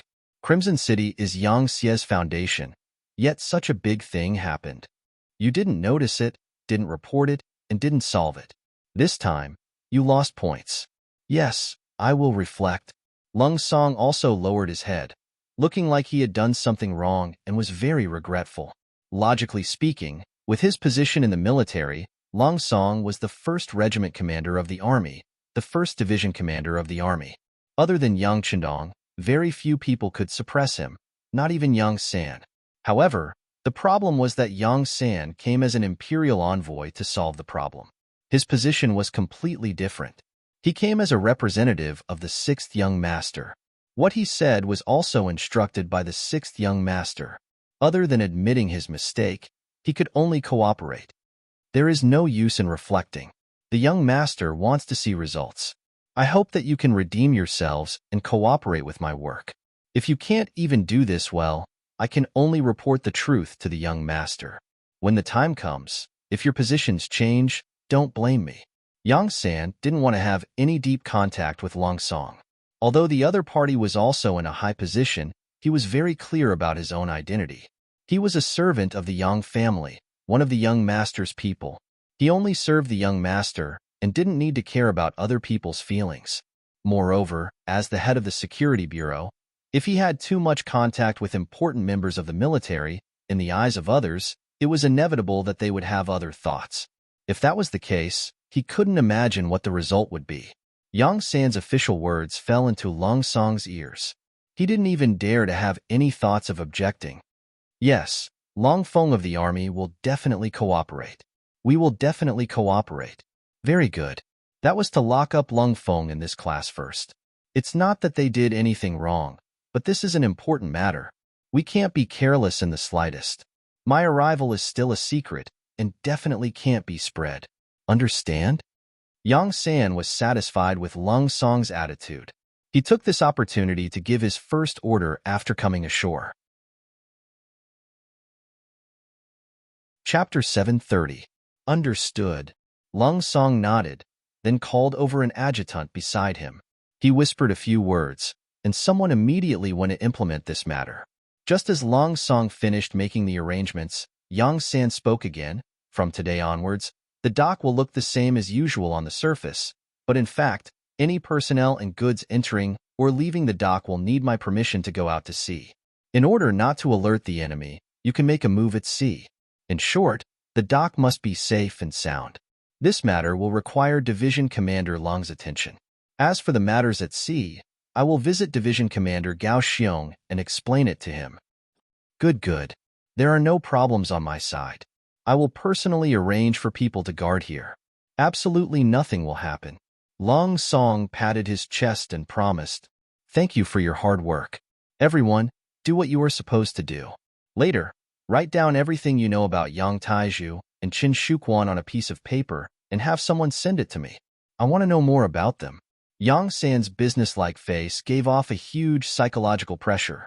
After saying this, Yang San turned and walked over to Dong Hui and the other 3. After arranging the external affairs, it was time to deal with the internal affairs of the Security Bureau. At this time, Dong Hui was no longer as lively as before. Instead, he had a face full of respect and worship. From Che Chao's mouth, he finally knew who he was facing just now. It was actually the boss of the Security Bureau. This made him excited, but also a little afraid. He was excited because he had worshipped the bureau chief for a long time. Now that he could finally see his idol at such a close distance, his heartbeat had already sped up countless times. He was afraid because he had stopped the other party and even almost made a move on him. He didn't know what kind of punishment he would receive for doing something wrong. With these feelings of apprehension, Dong Hui knelt on the ground with a plop the moment Yang San strode into the duty room at the side of the dock. At this moment, he only had one thought, and that was to do his best to make up for what he had done wrong. Yang San boldly sat down on a chair in the duty room. He looked at Dong Hui, who was kneeling on the floor and didn't even dare to raise his head, and said, "I heard that you were Chen Shuchuan's trusted aide. Have you ever participated in his matters?" He thought that the director would reprimand him for his actions just now, but he didn't expect that the director was talking about something else. After a moment of hesitation, Dong Hui immediately shook his head and said, "I'm from the Security Bureau. Usually, I only come into contact with Director Chen for work matters, such as guarding the docks and keeping an eye on all suspicious people. As for Director Chen's private affairs, I have no right to participate, nor will I participate." With just a few words, Dong Hui had already made his position clear. That was, he was only Chen Shuchuan's subordinate. The reason why he was chosen as Chen Shuchuan's confidant was because of his ability. As for personal friendship, there was really nothing to it. This was also one of the rules of the Security Bureau. There was only work between superiors and subordinates, and there was no personal relationship between them. This way, it was possible to avoid any feelings between the two parties and make them emotional during work. When Yang San heard Dong Hui's words, he nodded in satisfaction. He was not worried that this person would dare to lie to him. The internal rules of the Security Bureau were very strict. If he deceived his superior, it would be difficult for him to die even if he wanted to. Moreover, there were some things that he only needed to send someone to investigate, and he could come to a conclusion. Dong Hui should know this. In this way, Dong Hui should not be involved in Chen Shuchuan's affairs much. From this point of view, this person could still be used. If he performed well, it was not impossible to put him in an important position in the future. He thought that Che Chao was going to replace Chen Shuchuan's position, but he was a newcomer and couldn't sort out many relationships for a while. If he had the help of a local snake like Dong Hui, then the progress of the work would definitely speed up. Yang San had an idea in his mind. When he looked at Dong Hui, who was kneeling on the ground, he was no longer as cold and ruthless as before when he spoke. "Dong Hui, I believe what you just said for the time being, but you should also know that if you lie to me, what will the consequences be? Yes, your subordinate knows, so your subordinate will never dare to lie to the director." Dong Hui hurriedly kowtowed to the ground. At this moment, he just wanted to dig out his heart to show the director that he really didn't participate in some of Chen Shuchuan's specific affairs. In fact, it was not that Dong Hui didn't want to, but that Chen Shuchuan was being careful. Since it was a secret, of course, the fewer people who knew, the better. Besides, once the matter was known by his subordinates, if one of them contacted the headquarters and reported the matter to the director, wouldn't he be shooting himself in the foot? Yang San also thought about this problem, so he initially ruled out the possibility that Dong Hui was involved in the smuggling incident. Even if the other party didn't have this motive and condition, Yang San could say something openly. "Very well, I hope you haven't participated. If so, your opportunity to make a contribution will come." To tell you the truth, this time, the director came in person to solve some of Chen Shuchuan's personal problems. If there is no accident, he can no longer be competent for the position of the director of the Crimson City Security Bureau. There are still a lot of things to do next, and even the entire Crimson City Security Bureau will undergo a big reshuffle. If you perform well, you can still stay and be entrusted with important tasks. As for where to go, you can make your own choice. What choice was there? One was heaven, the other was hell. Dong Hui didn't even want to think about it more. He immediately said, "Director, please rest assured, I will perform well and actively cooperate. Raise your head." Since he was going to continue to use Dong Hui, and in order not to alert the enemy and arouse Chen Shuchuan's suspicion, Yang San decided to add more weight to Dong Hui and give him a good reminder. Hearing this, Dong Hui raised his head and saw Yang San glaring at him. "Remember, if you dare to have any selfish motives or ruin things, I promise you that you will suffer a fate worse than death. Your family and relatives will suffer the same fate. Understand?" "Understood, understood." Dong Hui was really frightened by this gaze, but after raising his head, he immediately lowered it again, trembling all over. After convincing Dong Hui, or putting enough pressure on him, Yang San walked out of the dock's duty room. He looked at Che Chao, who was guarding the door, and said, "There shouldn't be any problems with this person, but you still need to send someone to check on him. If you're sure there's no problem, use him well. He should be one of your capable assistants in the future." "Yes, Director," subordinate understands. Che Chao's expression didn't change, and then began to call people to investigate Dong Hui's situation. At the same time, he also wanted to interrogate the other 3 Security Bureau agents to get first-hand information. Yang San came to Crimson City. Although he was still discovered, he managed to salvage the situation in time. Furthermore, when he found Yang Wu, Lung Song happened to be there as well. With the help of the number 1 person in the army, the matter of him arriving at the dock was suppressed. No one reported, and even the people guarding the dock were pressured by Yang San's power and chose to follow. As the director of Crimson City Security Bureau, Chun Shuquan didn't know anything. He still did what he was supposed to do, preparing for another smuggling operation in 3 days. Yang Taiju went to the palace more frequently these 2 days. Of course, with his status, he could not enter the inner palace. He could only meet his wife, Lin Lin, who he spent a lot of effort to catch up with, in the outer palace. He took the opportunity to get information from her, wanting to see if the palace was any different than usual. Since it was Yang Chendong's personal order, all the actions were naturally concealed. Not to mention that Lin Lin was only a servant girl that the 5th Madam fancied. Even the 5th Madam herself didn't know that Yang San came to Crimson City to investigate.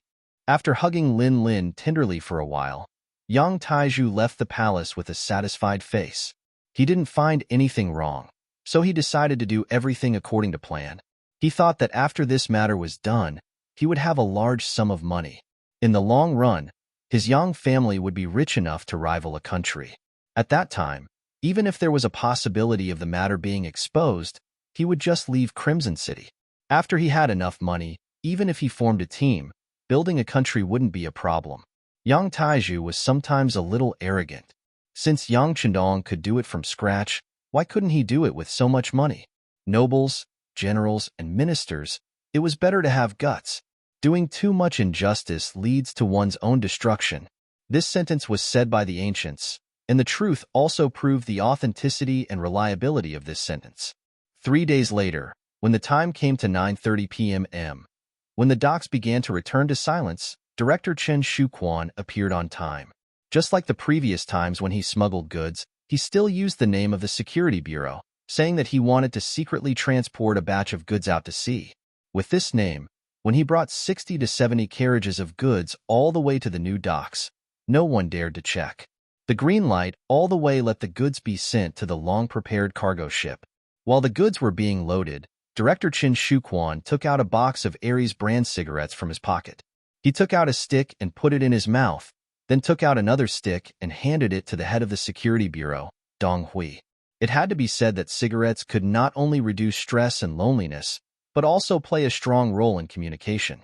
The cigarette was lit, and the relationship between Chen Shuquan and Dong Hui seemed to be a lot closer at this moment. Dong Hui, did anything happen at the docks during this time? When he said this, Chun Shuchuan's eyes narrowed slightly, as if he could see through Dong Hui's heart. Chapter 731. Nothing happened. Everything is normal, Yizichin said. Dong Hui said with a smile, but his heart was beating like a drum. After all, Chen Shuquan was his superior, and he really had no confidence in lying in front of his superior. Fortunately, he was very smart and did not dwell on this matter. Instead, he took the initiative to change the topic and asked, "Director, are these things to be given to the Security Bureau personnel outside the island? There are a lot of these things." And Chen Shuquan, who was still smiling, immediately changed his expression and said seriously, "Have you forgotten the confidentiality rules? Don't ask what you shouldn't ask. Don't say what you shouldn't say. How can you know these things with your status? All right, you must be tired these days. Go home and have a good rest. There's no need for you here." The sudden coldness caused Dong Hui to pretend to be scared. He nodded his head repeatedly and then left. Looking at his back, Chun Shuchuan's heart was already filled with killing intent. His subordinate was curious about this batch of goods. This was not a good sign. and it was best to kill the other party once and for all. Dong Hui did not know that Qin Shuquan had the intention to kill him. In fact, even if he knew, he would not be afraid. Right now, his backer was the bureau chief. As for now, since he was kicked out, of course, he had to inform the higher-ups of the news as soon as possible. This was a good opportunity to perform meritorious deeds. In order not to attract Chen Shuchuan's attention, Che Chao did not place one of his own people at the dock. He only did two things. The first was to control the sea area outside the new dock in Crimson City, and the second was to wait for Dong Hui's news. One in and one out, both points were controlled. Che Chao firmly believed that unless Yang Taizhu and Qin Shuquan did not do anything, they would not be able to escape the big net he set up. But what he did not expect was that the other party would take the bait so quickly. When Dong Hui found Che Chao with sweat all over his forehead and said that their director Qin Shuquan sent dozens of carts of goods to the dock in the name of the Security Bureau, Che Chao also stood up from his chair excitedly. He often followed Bureau Chief Yang San, so he naturally knew that the Security Bureau did not inform him about the goods. In other words, tonight's action was completely decided by Chen Shuquan. Since that was the case, there was no doubt that the goods were smuggled. Very good, Dong Hui. You've made a great contribution this time. How about this? I'll give you 50 elite brothers. You take them to capture the backbone of the city's security bureau. As long as they don't resist, don't kill them. If they resist, you can be heavy-handed. In short, do not allow any important personnel to escape or leave our sight. Do you understand? Dong Hui had already used his actions to prove his position.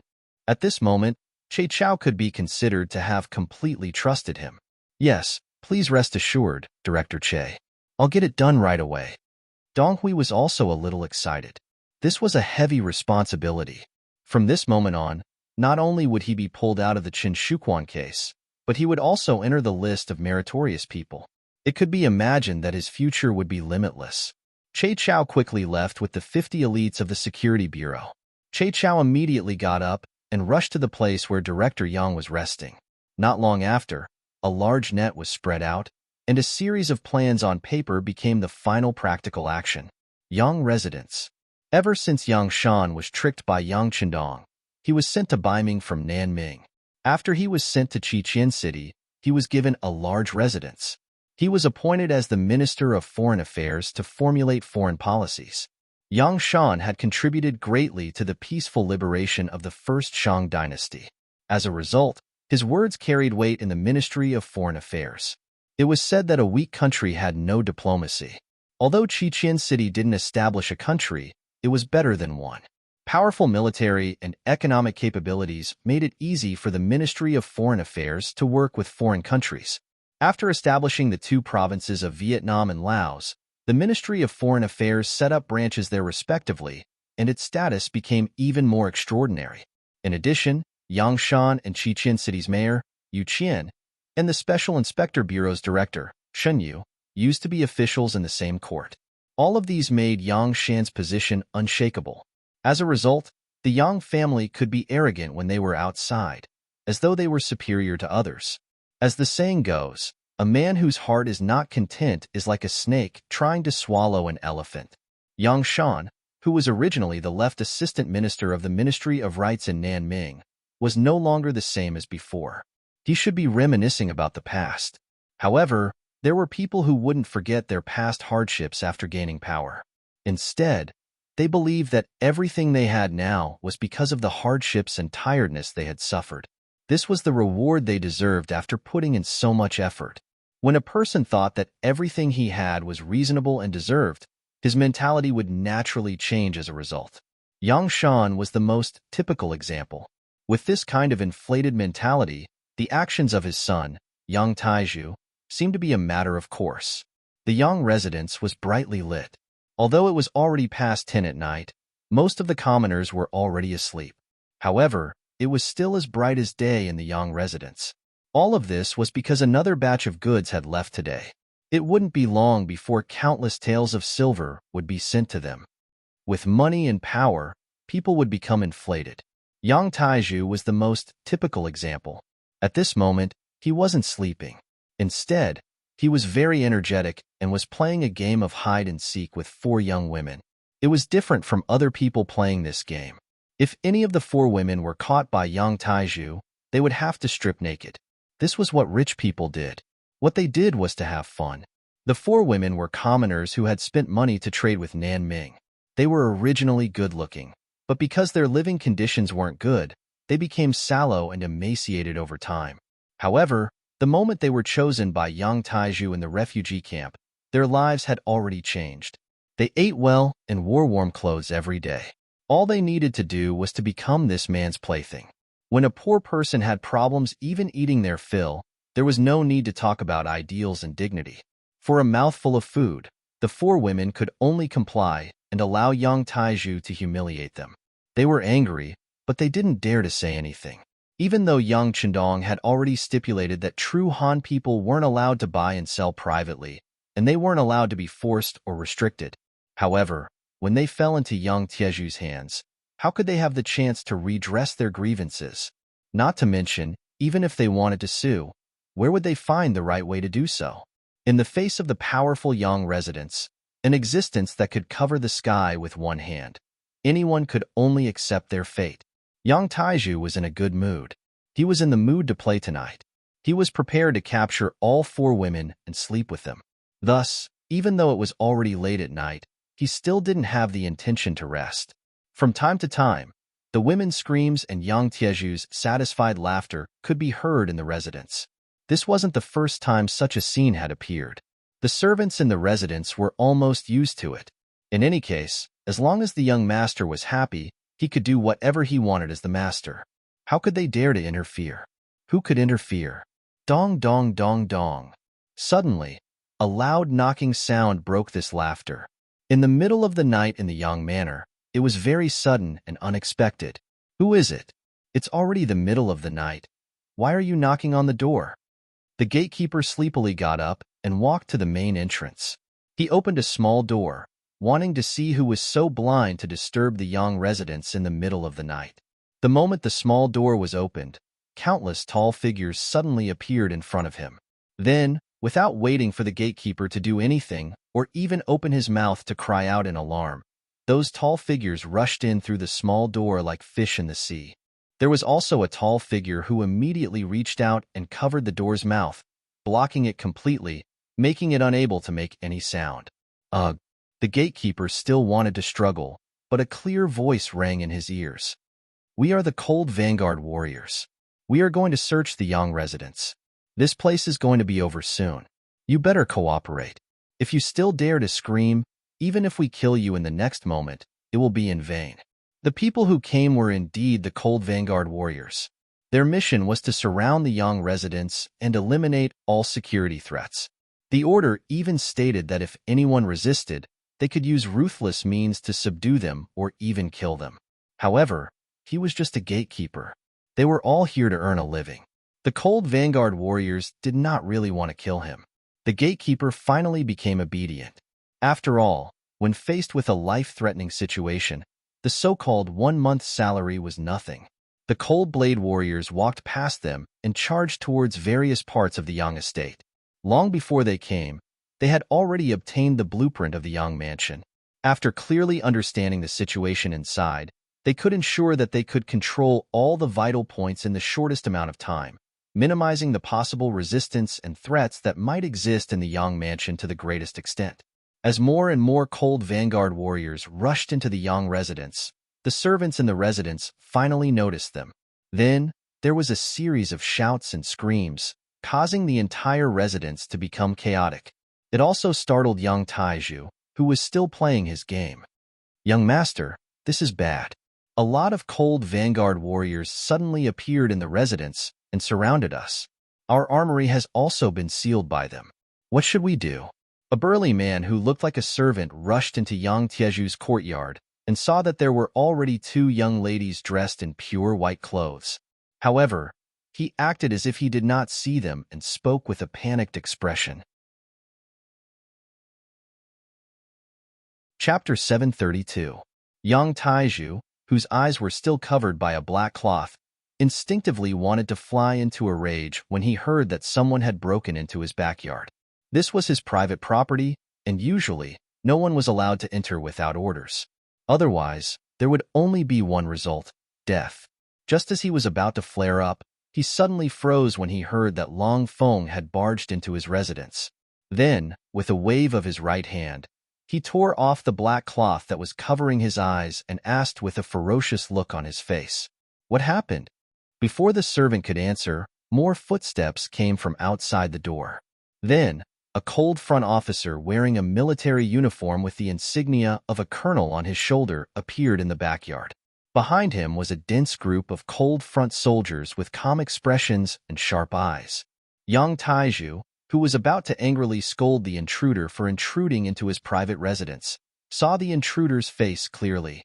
His original anger instantly disappeared and was replaced by a smile.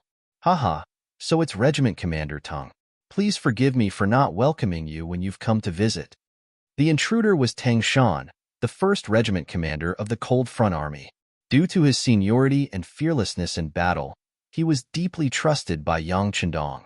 Even in the entire Qiqian city, there were not many people who could make him lower his head. Normally, even his father, Yang Shan, who was the Minister of Foreign Affairs at the time, would show him some respect. Seeing that it was this person who appeared in his residence, although Yang Taiju was furious, he still didn't lose his temper. Tang Shan didn't immediately answer Yang Tieju's question. He only glanced behind Yang Taiju. When he saw that 2 of the 4 women were only wearing a thin layer of green gauze while the other 2 were already clean, he frowned slightly. "The 4 of you should immediately find clothes and put them on. It's really immoral to be like this." The 4 ladies were already frightened by the cold blade warriors who rushed in. When they heard Tang Shan's words, it was as if they had heard the sound of nature. They hurriedly retreated to look for clothes, but before that, they still looked at Yang Taiju with pleading eyes. This person was their master. If he didn't say anything, they wouldn't dare to act rashly. Even though their current clothes were very embarrassing and they had already abandoned their dignity, they still stood there foolishly after a long time of getting used to it. "All right, go and put on your clothes." Yang Taiju forced a smile and said to the 4 women. Only then did the 4 beautiful figures quickly disappear. When Yang Taiju was left standing there alone, he said to Ting Shan in a fawning tone, "Regiment Commander Tang, I don't know what made you so angry. If there's anything I can do for you, I will definitely do my best. How about this? It's really tiring for the brothers to carry out a mission so late at night. Why don't you all receive 10 silvers as compensation?" Yang Taiju said as he observed the changes in Ting Shan. He was not too flustered in his heart. Firstly, his background was deep enough. His father was in the residence, and he was the Minister of Foreign Affairs. His wife, Lin Lin, was also in the palace serving the 5th Madam. She was his biggest trump card. If something happened to him, she would definitely not sit back and do nothing. Secondly, he was confident that no one could blackmail him. This was also why he was very confident in Chen Shuquan, the director of the Security Bureau. All along, the Security Bureau had been a unified system. Even the military had no right to question or investigate what they did in Crimson City. Of course, it was not that he did not think that something might have happened to Chen Shuquan, but he quickly denied it in his heart. Chen Shuquan was the director of the Security Bureau in Crimson City. He was the #1 existence. Who could investigate him? Who had the authority to investigate him? No matter what, even if something really happened to Chen Shuquan and he was investigated, what did that have to do with him? He was a good citizen. Although he had been working with Chen Shuquan, he did not leave any evidence. Even if something happened to the other party, there was no evidence to blame him. Not to mention, as long as something didn't happen immediately, with his father and Madam's relationship, after some interaction, he would definitely be able to turn big things into small ones.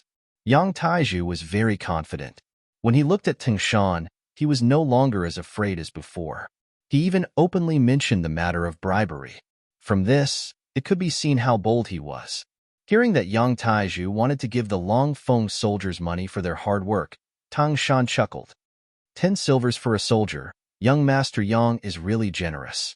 These words were said with a smile, so Yang Taiju was unable to see the other party's true intentions. He could only smile apologetically and continue. It's nothing. The Longfeng soldiers have sacrificed so much for the entire city and island. It's only right for me to contribute a little.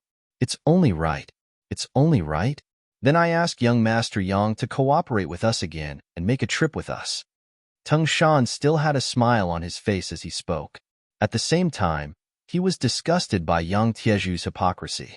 Since he was able to enter the Yang residence in the middle of the night, he naturally received orders and knew the cause and effect of the matter. Although he did not know the details, his intuition told him that Yang Taiju was finished this time. Even the Yang family would not be any better. Since that was the case, why should he be polite to a person who was destined to be finished? Seeing that Tung Shan suddenly turned hostile and wanted to take him away, Yang Tieju's face completely changed. What are you doing? What are you doing? Commander Tung, are you mistaken? I'm one of your own people. I'm also an officer in the Ministry of Foreign Affairs. What authority do you have to take me away? Do you know the Ministry of Foreign Affairs? Relying on his father's relationship, Yang Taiju had indeed obtained a position in the Ministry of Foreign Affairs. He was not in charge of anything. To put it bluntly, he was just in charge of an official position. Now, this amulet had finally come into play. Seeing that Yang Taiju did not cooperate and even used the name of the Ministry of Foreign Affairs, Tung Shan did not show the slightest bit of surprise. Instead, he smiled and said, "Young Master Yang, please cooperate with us. As for your identity as an officer in the Ministry of Foreign Affairs, we will give you a satisfactory answer very soon. Come, take him away." Tung Shan didn't want to waste any more time. After giving the order, two cold vanguard warriors with big waists walked out from behind him and rushed to Yang Tieju's front. They lowered their heads and gave Yang Taiju a firm press. Yang Taiju, whose body was restrained and head was pressed down, did not give up resisting. He still shouted with all his might, "Let me go! Let me go! I'm an officer in the Ministry of Foreign Affairs. You can't do this to me, you can't." His shouts went from his courtyard to the main entrance of the Yang residence. Just as Tung Shan and the rest appeared here, a thunderous voice rang in their ears. "What are you doing?" Hearing this voice, Yang Taiju, who was pressed down, seemed to have found his backbone. He raised his head abruptly and saw that the person who spoke was his father, Yang Shan. He immediately shouted, "Father, save me, father, save me." "My son, don't worry. With your father here, no one can take you away from the residence. I have already arranged for someone to inform your wife. I believe she will not allow anyone to do this." Yang Shan's mountain-like voice rang out once again. At this moment, he displayed sufficient calmness. Although Yang Shan did not participate in some of Yang Tieju's matters, it was impossible to say that he did not know anything. His son had done a lot of things under his name. He had more or less heard about it, but he did not interfere. Firstly, it was because he loved his son dearly. Secondly, his son would give him a lot of gold and silver every time. He used this to unite many officials and colleagues, which allowed him to do his work more easily. Not only did Yang Shan not feel ashamed of his son's actions, he even thought that this was a manifestation of his ability. After all, when he was an official in the Great Ming, who knew how many officials would take advantage of the situation to do things that crossed the line? When everyone did this, there was no need to criticize others. Therefore, he also thought that it was normal for the same thing to happen in Qiqian City. Not to mention, his son was very scheming. Before doing anything, he first married the servant girl that the fifth madam had an important position in. This was equivalent to finding a strong ally and backer. His son was so careful in doing things, so he would only be more at ease. However, tonight, Longfeng suddenly entered the residence and indeed caught him off guard. However, he was not very frightened. Other than sending someone to inform Lin Lin, this daughter-in-law with a strong background, he only needed to stall for time. For him, as the Minister of Foreign Affairs, this was not a big deal. After saying this confidently, Yang Shan looked at Tung Shan and said sternly, "Regiment Commander Tung, my son is an official in the Ministry of Foreign Affairs. He's a cadre. He's an official who has been appointed by the Ministry of Foreign Affairs. What happened to him should be investigated by the Ministry of Foreign Affairs, so it is better not to trouble you." The Ministry of Foreign Affairs was clearly Yang Shan treated Yang Tieju's matter as an internal matter of the Ministry of Foreign Affairs, so it should be handled and solved by them. Yang Shan was confident, but he thought about it carefully. Since Tingshan had appeared here, how could it be possible that he did not have anything to rely on? Facing Yang Shan, this high official, Tang Shan's tone was very calm, but he was also very calm. He said in a businesslike manner, "I'm sorry, Minister Yang. I received the order to take young Master Yang away. As for what the Ministry of Foreign Affairs wants to do, that is your business. Please do not affect my work. I am also talking about work. I represent the Ministry of Foreign Affairs." Yang Shan did not have the slightest intention of backing down. He also shouted in a thunderous voice. It was really difficult for him. He was not young, but he seemed to be very confident. Chapter 733. This time, Yang Shan wanted to use his seniority to oppress the other party. It was true that Yang Qindong had his eyes on Tingshan, but he was only a regiment commander. Facing the Minister of Foreign Affairs, there was still a lot of pressure. Just as the situation became tense, a thunderous voice suddenly came from behind the long phone. "I'm sorry, Minister Yang, but you can no longer represent the Ministry of Foreign Affairs." As the voice fell, a group of people walked out from behind the crowd. When they saw this group of people, all the Long Feng involuntarily took a step back and showed a very respectful expression. This was because the three people who came were of high status. Two of them were of high status. They were Yang Wu, Long Song, and Ma Dali. There was no need to say much about Yang Wu. When Yang Qindong was in Crimson City, he was the Minister of Foreign Affairs representative. His status was even higher than City Lord Yu Qian. Long Song was the commander of the army's 1st Division and was known as the #1 person in the army. There were even rumors that the 1st Division would become the 1st Army. When that time came, if there were no accidents, the position of 1st Army Commander would fall on him. He was also the superior of all the Long Feng in the city. His every move was naturally very eye-catching. The third person was Ma Dali. Although his name was very domineering and he looked very burly, he had an official status. He was the first deputy minister of the Ministry of Foreign Affairs. Someone once said that the people in the Ministry of Foreign Affairs should be eloquent and look kind. Only then would it be helpful for both sides to negotiate. A brawny man like Ma Dali shouldn't be in such a team. However, when everyone thought that it was inappropriate, Yang Qindong did the opposite. He appointed this person as the first deputy minister of the Ministry of Foreign Affairs and gave the authority to Yang Shan. The reason why he did this was because what Yang Xie needed now was a strong minister of foreign affairs. Ma Dali fit this role perfectly. For example, the shout that Yang Shan could no longer represent the Ministry of Foreign Affairs was made by Ma Dali. When the three of them appeared, the pressure on Tingshan was greatly reduced. Yang Taizhu also lowered his head. He knew very well that this situation was not something his father could handle. Perhaps when Madame arrived, she could represent 5th Madame to deal with these people. Yang Taizhu placed his hopes on his wife. Yang Shan's expression changed rapidly at this moment, especially when he saw Ma Dali appear. His eyelids twitched violently, and his intuition told him that things were not going well. However, for the sake of his son's safety, he had to hold on until his daughter-in-law arrived. Hee. So it's 5th Master Yang and Division Master Long. Your presence brings light to my humble abode. But why didn't you inform me in advance so that I could go out and welcome you? Yang Shan was indeed someone who often dealt with people. His expression quickly returned to normal. He smiled at Yang Wu and Long Song, as if they were old friends who had a very good relationship. On the other hand, Ma Dali, who was standing beside the two of them, turned a blind eye. Ma Dali was only his assistant. Choosing to ignore him at this moment showed how domineering he was.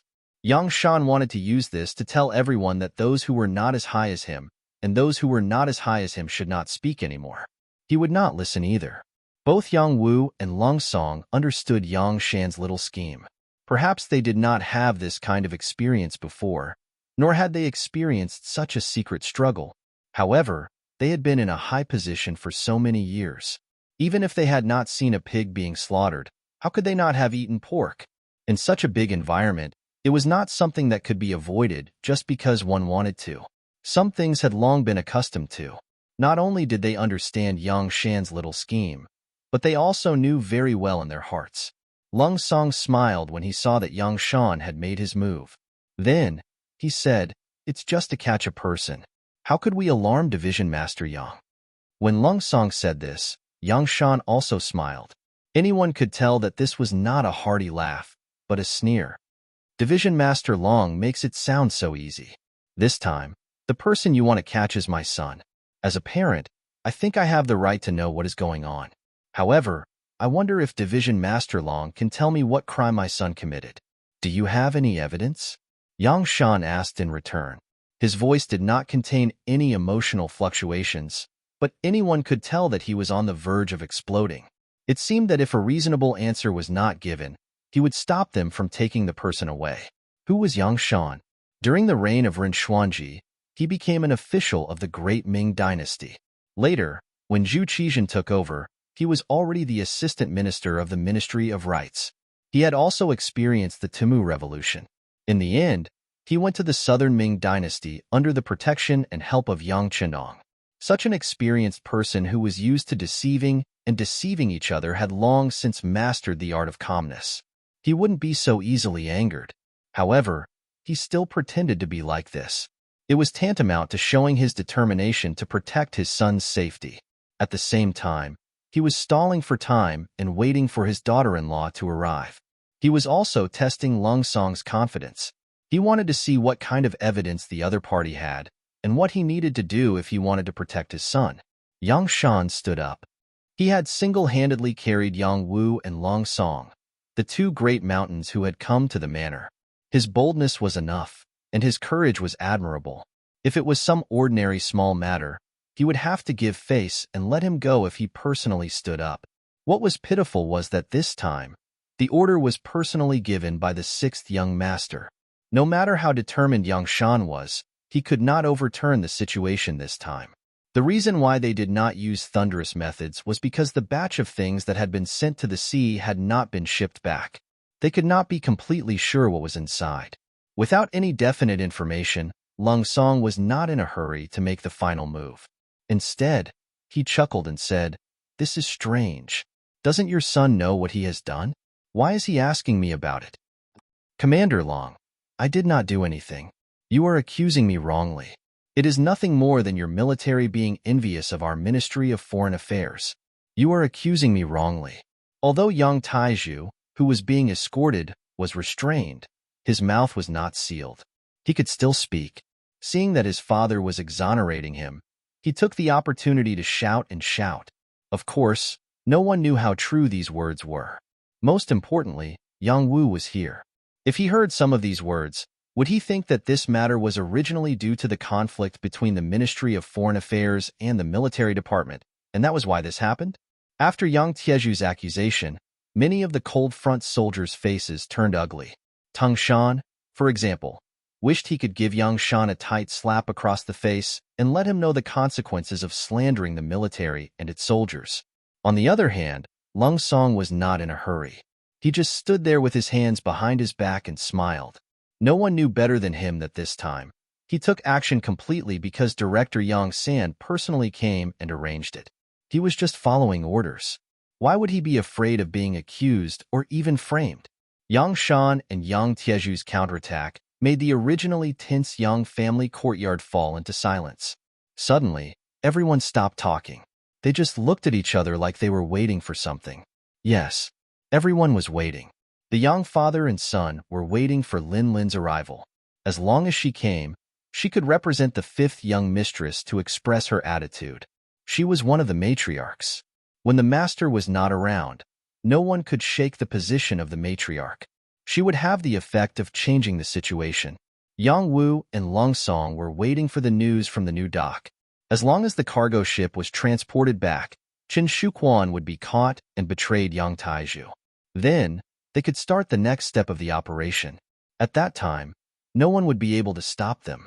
While waiting like this, the 3 cargo ships on the new dock of Qiqian City began to dock again. The dozens of large carts of goods on them were also transported back to the new dock one by one. Director Qin Shuquan, who was about to leave, was stunned by the scene in front of him. According to his habit, every time the goods were transported out, he would stay at the new dock for a while. After confirming that there were no other problems, he would leave. After all, it was the goods of the Security Bureau. As the director, it was reasonable for him to stay a little longer. Of course, he would stay a little longer because Chen Shuquan was cautious. He was worried that someone would have designs on the cargo ships of the Security Bureau.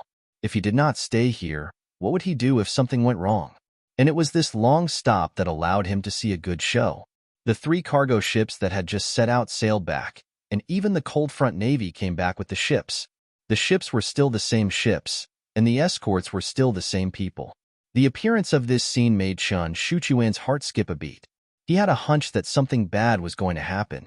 He pretended to be calm and walked towards the 3 ships of goods that were docked at the dock. He was still far away, but his shout could be heard. What happened? Why are the goods being transported back? Director Chen, there was an order from above. We don't know what's going on. A Cold Front platoon leader in charge of escorting the goods said with a salute. The platoon leader really didn't know what happened. Due to the difference in status between the two of them, he was telling the truth. Chen Shuquan saw the platoon leader's respect. He seemed to see hope. His face changed, and he said sternly, "Order? Who gave the order? Do you know that this is what the Security Bureau wants? There are a lot of things involved. How can they stop just like that? Send the goods out immediately. As for the order, I will take it for you. I promise that you will not be punished." Chapter 734. Chen Shuchuan's thinking was simple. As long as the goods were sent out of the sea and handed over to the people arranged by Yang Taiju overseas, there would be no evidence. At that time, he could just say that he didn't know anything. Without evidence, no one could casually convict him. No matter what, Chen Shuquan was still the head of the Security Bureau's office in Crimson City. His words were still very authoritative. Hearing this, platoon leader Long Feng hesitated. After all, offending the head of the Security Bureau was not a wise move. If he really wanted to target him, how could he, a small platoon leader, resist? Platoon leader Long Feng was still in a mental struggle, hesitating about what to do. On the new pier, another group of people had appeared. The leader was a young man with delicate features. The moment he appeared, he laughed heartily. "Brother Chin, you have such great authority. Long Feng doesn't belong to our Security Bureau, yet you can order him around as you please. You're really amazing. Who is it? Who is secretly making sarcastic remarks? Come out if you have the ability." As soon as the sarcastic remarks were heard, Chen Shuchuan's face darkened. He suddenly turned his head, looking like he was looking for someone to punish. Chen Shuquan did indeed have such confidence. Director Yang San was not in Crimson City, so he was the highest-ranking person in charge of the Security Bureau here. From a certain point of view, he could exist side by side with military chiefs like Long Song and Gao Xiong. Even if the people from the political department came, he could still wrestle with them. Due to the confidentiality rules, the Security Bureau was independent of any system and was directly under the 6th Young Master's jurisdiction. In other words, even if Yang Wuyi appeared here, if he was unyielding, he could still face him head-on. Of course, all of this was limited to the other party not receiving the 6th Young Master's orders. Thinking about how he dared to face Yang Wuyi, what a proud existence he was. It was no wonder that when he heard people talking about him like this, he immediately shouted like a plucked rooster. "Ha ha ha, Brother Chun, I haven't been hiding in the dark. I've been standing here all this time. It's just that your standards are too high and you didn't notice me." As the laughter continued, Che Chao led a group of 20 members of the Security Bureau's operations team that had been transferred from various places to Chen Shuquan. A group of people strode over. Because it was dark, they couldn't see clearly, but Chen Shuchuan's expression had already begun to change. Since the other party was so fearless, his identity must not be simple. Moreover, the goods were right in front of him. How was he going to explain himself under such conclusive evidence? Chen Shuchuan's brain spun rapidly as he formulated various countermeasures in his mind. At this time, Che Chao had already strode in front of him. With the help of the streetlights on the pier, they could finally see each other clearly. At this moment, Chen Shuchuan's face was filled with shock. "Che Chao, how could it be you? Why can't it be me?" Che Chao, who was far calmer than Chen Shuquan, had a smile on his face as he slowly asked, Brother Chen, why are you so nervous? Could it be that my appearance has delayed your good fortune? When he suddenly saw Che Chao, Chen Shuquan was indeed shocked. He could not understand why the other party would appear in Crimson City and why he did not receive any news at all. However, he soon calmed down. After all, the other party's level was lower than his. Even so, what was there to be afraid of? Perhaps the other party had come to Crimson City to settle some personal matters, or perhaps to visit family and friends. At this point, it must be said that the majority of the staff of the Security Bureau lived in the dark, and the mental pressure was immense. Therefore, every year, they would have a normal holiday to return to society and be an ordinary person.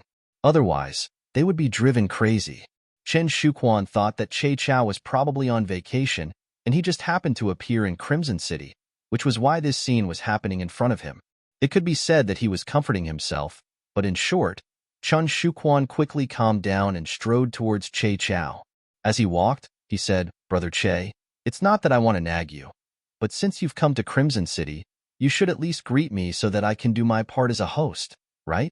Chen Shuquan took the initiative to get close to Che Chao, and Che Chao also smiled and replied, Hey, I know that Brother Chen is busy, so I didn't come to disturb you.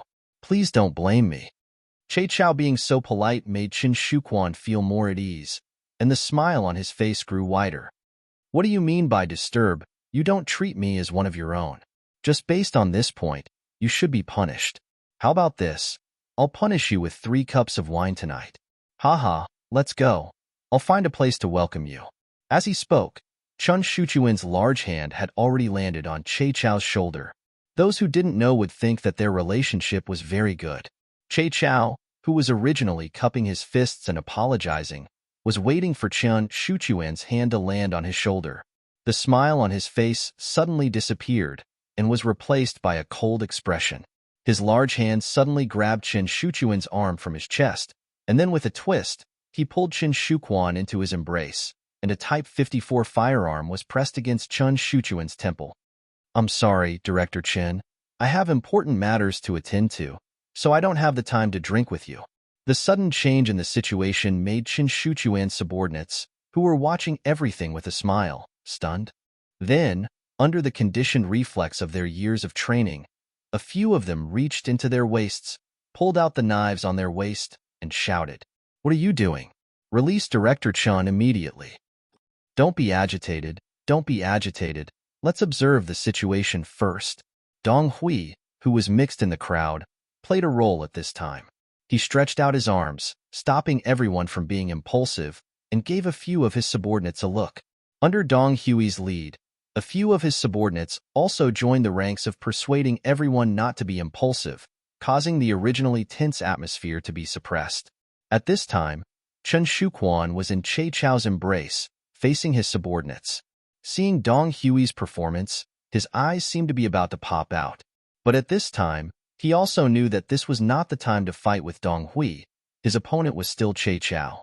Old brother Che, what are you doing? Do you know that everything you're doing is offending your superiors? Do you know, according to our internal family law, if you do this, not only will you die, your family won't get any benefits? Let me tell you, let me go immediately, and for the sake of our previous relationship, I can't pretend that nothing happened. Chen Shuquan was still suppressing people with his power, trying to make Che Chao stop. But now that he had the initiative, how could Che Chao easily let go? He looked at the back of Chen Shuchuan's head with a smile, as if he was looking at an idiot. Director Chen, things have already turned out like this. Don't you know how to repent? Tell me, where are these things going to be shipped? Of course it's to the Security Bureau. Chen Shuquan gritted his teeth and said, Security Bureau? Why don't I know about it? Che Chao asked again. Your rank is not high enough. Of course you don't know. Let me tell you, this is the director's arrangement, and it's classified as a top secret. It's already a mistake for you to know this now. Do you understand? Relying on his higher rank, Chen Shuquan spouted nonsense. Now, as long as he could get through this, he would find a random crime to take down Che Chao. In short, he would not give Che Chao a chance to ask Yang San. He wanted to silence him. Chen Shuquan was still thinking about what to do once he had the initiative, when a very familiar voice came from behind him. I don't understand. I've never given such an order, but I don't know who you heard it from. Of course you don't understand. This is the bureau. Chen Shuquan was about to say something with an arrogant look, but suddenly he was stunned. This voice was so familiar. It sounded like the bureau. Directors. Che Chao seemed to know what he was thinking. He loosened his grip slightly, allowing him to turn his head. When he turned his head, he saw Yang San in front of him with a fierce face. Immediately, Chen Shuquan's legs turned to jelly, and he could no longer stand. With a plop, he sat on the ground. The main culprit had appeared, and Chen Shuquan knew that everything was over. The irrefutable evidence was right in front of him. He was afraid that no matter what excuse he found, it would be useless. When he thought of the director's means and the family law of the Security Bureau, it was really difficult for him to die even if he wanted to. His face turned pale at this moment. Bureau. Director, I was wrong. Yang Taiju forced me to do everything. I was too greedy. Yang San didn't say another word, so Chen Shuquan confessed everything. Now, he no longer hoped for a future, or even to live. He only hoped for a quick death and not to implicate his family. He was very grateful. Chen Shuquan was so cooperative, and Yang San stood there and listened coldly. After listening to Chen Shuquan, he sighed softly. Chen Shuquan, you've been in the Security Bureau for a long time, and your name is on the 6th Young Master's list. Do you know that your future is limitless? Do you know how many generations your descendants will be proud of having you as their ancestor? But now, because of your wrong decision, everything is gone. Yang San could not say whether he was lamenting or feeling pity for Chen Shuquan. He shook his head several times. It was obvious that this result made him a little sad. After all, it was not easy to cultivate a talent, and they had known each other for so many years, it was impossible to say that they had no feelings for each other.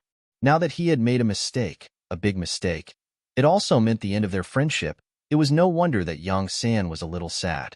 Yes, I know that I have done something wrong this time. I am willing to confess everything, and I am willing to testify. I only hope that the director will not implicate my family and give me a quick death.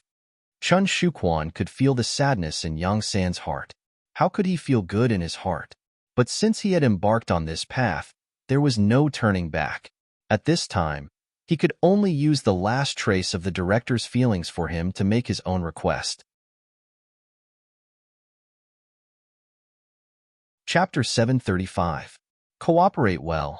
I promise I won't implicate your family. Yang San knew what Chen Shuquan was worried about. Perhaps this was the only thing he could do for the other party. He patted the other party's shoulder lightly. Che Chao, I'll leave this to you. He will cooperate well with you and tell you everything we want to know. Director, don't worry. I'll get the confession immediately. Che Chao patted his chest and promised. There was a glimmer of excitement in his eyes. The chance to make a big contribution had come. As long as he did this well, he could get promoted as he wished and become the new director of the Crimson City Security Bureau. One was eager to make a contribution, the other was eager to atone for his sins. The two of them got together, and the process of taking notes and testimonies went very smoothly. In just half an hour, a clear file appeared in front of Yang San, who was in the duty room. After taking a quick look, Yang San sighed softly. Send someone to inform Young Wu in the palace. It's time to reel in the net. Also, get the action team to move out. All the officials related to this matter must not be let off. Arrest them all. Yes, I'll do it immediately. Che Chao replied and turned to leave. This night, Crimson City was destined to not be peaceful. Palace. This palace occupied a large area and was built magnificently. It seemed to be an independent existence from Crimson City. Although the master was rarely here, no one dared to disrespect this place. So much so that anyone who walked out of this place could issue orders, and they all had a higher status than anyone else. Lin Lin, this woman with average looks and beauty was at most 30%, was one of the people who often went in and out of the palace. With her eloquence that could make a dead person come back to life, she gained the trust of the 5th Madame Sumaner and became the representative of the 5th Madame. Originally, Sumaner had a personal maid named Xiao Yun. However, this maid was a little lazy. In the end, the purchasing of the necessities of the palace fell to Lin Lin, who had been by Sumaner's side since she came to Crimson City. Lin Lin was a person who knew how to conduct herself. Not only did she know how to say nice things to make Sumaner laugh heartily, she also had a very good relationship with the other maids. In this regard, her husband, young Taiju, was also very willing to spend money. With money, she could naturally bribe many people to do things for her. It was precisely because Lin Lin usually paid attention to the people around her that she was able to rope in more people. When the Yang mansion was surrounded, Yang Shan arranged for his trusted steward to leave through the secret passage in the mansion and come to the palace. Soon, a servant girl who had received favor handed the news to Lin Lin. Lin Lin, who suddenly received the news, was shocked. Although she didn't know what her husband, Yang Taiju, did for a living, seeing how generous he usually was, she could guess that the money might not be so honorable. Because of this matter, she had hesitated and considered. However, when she thought of how his father was the dignified Minister of Foreign Affairs and was the person favored by the sixth young master, it was reasonable for such a family to have some unexpected wealth. She didn't think too much about it. However, now it seemed that the matter was a little serious. Once something happened to her husband, she would have no backing and no income. How could she unite more maids in the future? This would shake her foundation. She had no choice but to save him. Lin Lin decided to take action. However, before leaving the palace, she still had a very important thing to do. That was to first obtain the support of the fifth madam. Only in this way could she be considered to have the sword of the imperial court. Only then could she do things without fear. Is madam asleep? Lin Lin came to the room where Sumaner was resting and asked the maid on duty tonight. Not yet. Sister Lin, is something the matter? The maid on duty had a good relationship with Lin Lin and asked with a smile. I have a small matter to see, madam. On the surface, Lin Lin acted as if nothing had happened. As she spoke, she had already walked into the bedroom. When she saw Sumaner sitting in front of the god's mirror removing her makeup, she knelt on the ground without another word. It was just an action without a word, but it gave Xiao Yun a fright. Sumaner, who was sitting there, also saw everything that happened behind her through the divine mirror. She was also shocked. Linger, what happened? Why do you have to be so respectful? It was just like how Yang Chundong asked his subordinates not to kneel for no reason. In the palace, unless it was an important occasion, there was no rule to kneel. Madam, please save Linger. Save the life of my husband's family. With a tear-stained face, Lin Lin looked like an excellent actress at this moment. She spoke as if she had been wronged. What's going on? Stand up and talk. Sumaner's expression became much more serious when she heard this. This maid, who was very considerate of her, was married to the son of the Minister of Foreign Affairs, Yang Shan. What exactly happened that even Minister Yang was unable to save her? Sumaner, who had already thought of the wording, started to distort the truth. She said that Minister Yang had long made people jealous because of his high position and power. She said that the Yang family had a relationship with Madame again, causing some people to be jealous. She said that it was not a matter of a day for everyone to overthrow Minister Yang and so on. In the end, Lin Lin said bluntly, Madam, the downfall of my husband's family is a small matter, but it will affect Madame's reputation. What's more, there will be people who want to take the opportunity to attack the sixth young master's prestige. This is a big matter. The sixth young master is not in the city all year round, and the development of the city is so prosperous. It's hard to tell what's in a person's heart. Sumaner did not pay much attention to the previous words. Even if it involved herself, she did not pay much attention to it. It was enough for her husband to know what kind of person she was. As for the opinions of others, she did not care at all. Because without her husband, she was probably a dead person now. It was hateful that she believed the one-sided words of a villain and even had delusions of killing her husband. Now that she thought about it, she really regretted it. All of this made Sumaner extremely grateful to Yang Chenong. She would not allow anyone to threaten her husband's safety, even if her reputation was damaged. Now that she heard that someone actually had such an idea, how could she not be angry? She glared and said, How preposterous! Is it true that because my husband is not around, some people want to indulge in wild fantasies? Yes, madam. This matter is not a small matter. Please make a decision. Seeing that Su Munair had fallen into a trap, Lin Lin was overjoyed and continued to instigate her. Lin Lin was asking what to do next. Should she help the young family? In this way, it would be equivalent to indirectly helping her. Su Munair understood the hidden meaning in his words. After thinking for a while, she said, "Then go and take a look.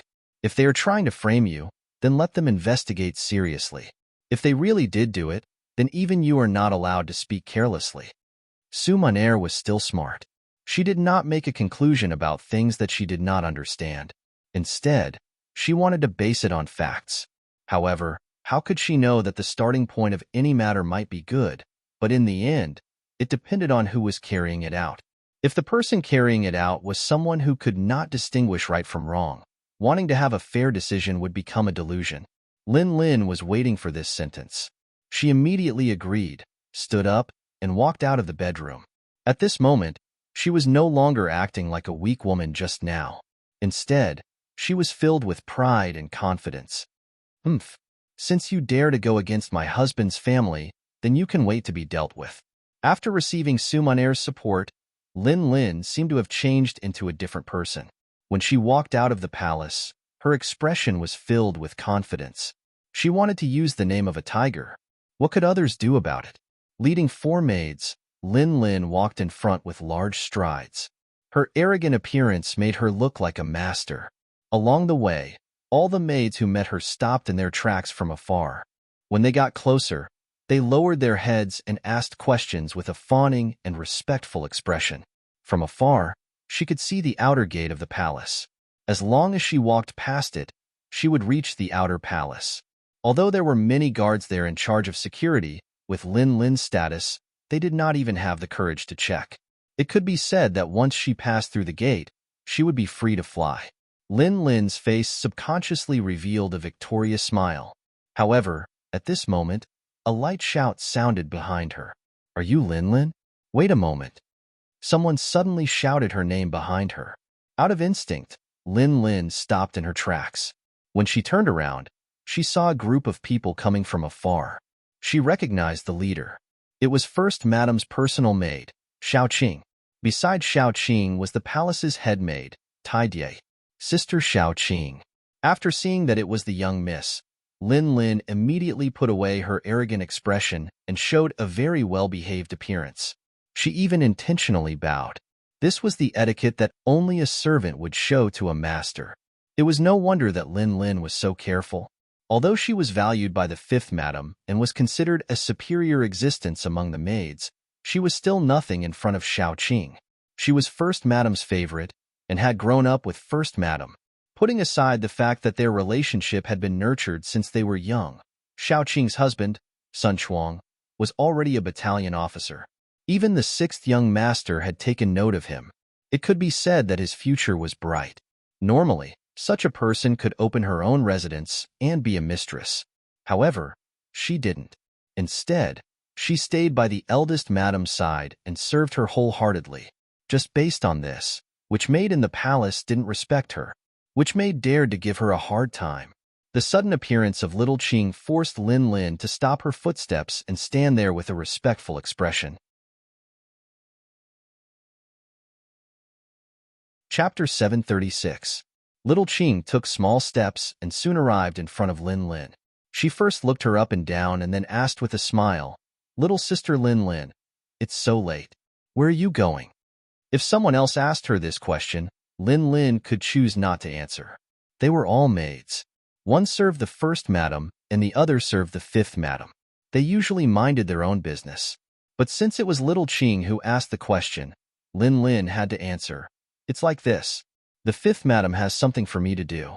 So I left the palace late at night." "I see. Since it's like this, you don't have to go. Go back and wait for the news." Little Qing nodded and then said slowly, "HM?" Lin Lin was also confused by this sentence. She looked up and said to little Qing, "Sister Little Qing, I don't know if you didn't hear clearly. I went out this time on the 5th Madam's orders." I know. That's why I told you to go back and wait." Little Qing didn't wait for her to finish and stopped her. Then she turned her head and looked at the 8 maids behind her, especially the leader, Tai Die, and said, "Listen well. Send little sister little Qing and the others back. Don't wander around outside." After saying this casually, little Qing turned and left. She didn't even want to explain. The 8 maids behind her all stayed and stared at Lin Lin and the others. It seemed that if they didn't listen, then don't blame them for being rude. She was stopped. Even though it was little Qing who gave this order, Lin Lin was still a bit unconvinced. Although she could go back and ask Fifth Madam again, it would inevitably delay time. Who knew if there would be any changes in the situation? So her eyes moved, and she looked at the 8 maids surrounding her. She smiled and said, "Sisters, we're all maids and it's not easy for us. Why don't you make it easy? If you do me a favor, I will remember it in my heart." As she spoke, Lin Lin took out a stack of banknotes from her sleeves. The smallest banknote on the stack was worth 100 taels. She took out 800 taels. One had to say that Lin Lin was very generous. If it was any other time, the maids below would be beaming with joy and would say some words of blessings as they received the banknotes. However, it was a pity that this time, the trick that worked every single time did not work. The faces of the 8 maids didn't change at all. The leader, Tidye, acted as if she didn't see the banknotes and said, "Lin Lin, you'd better not make things difficult for us. Be obedient. Otherwise, once we start fighting, it will be really embarrassing." After getting the cold shoulder, Lin Lin's face became very ugly. She gritted her teeth and said, "Okay, then I'll go find the 5th madam. I don't believe that there's no justice in the palace."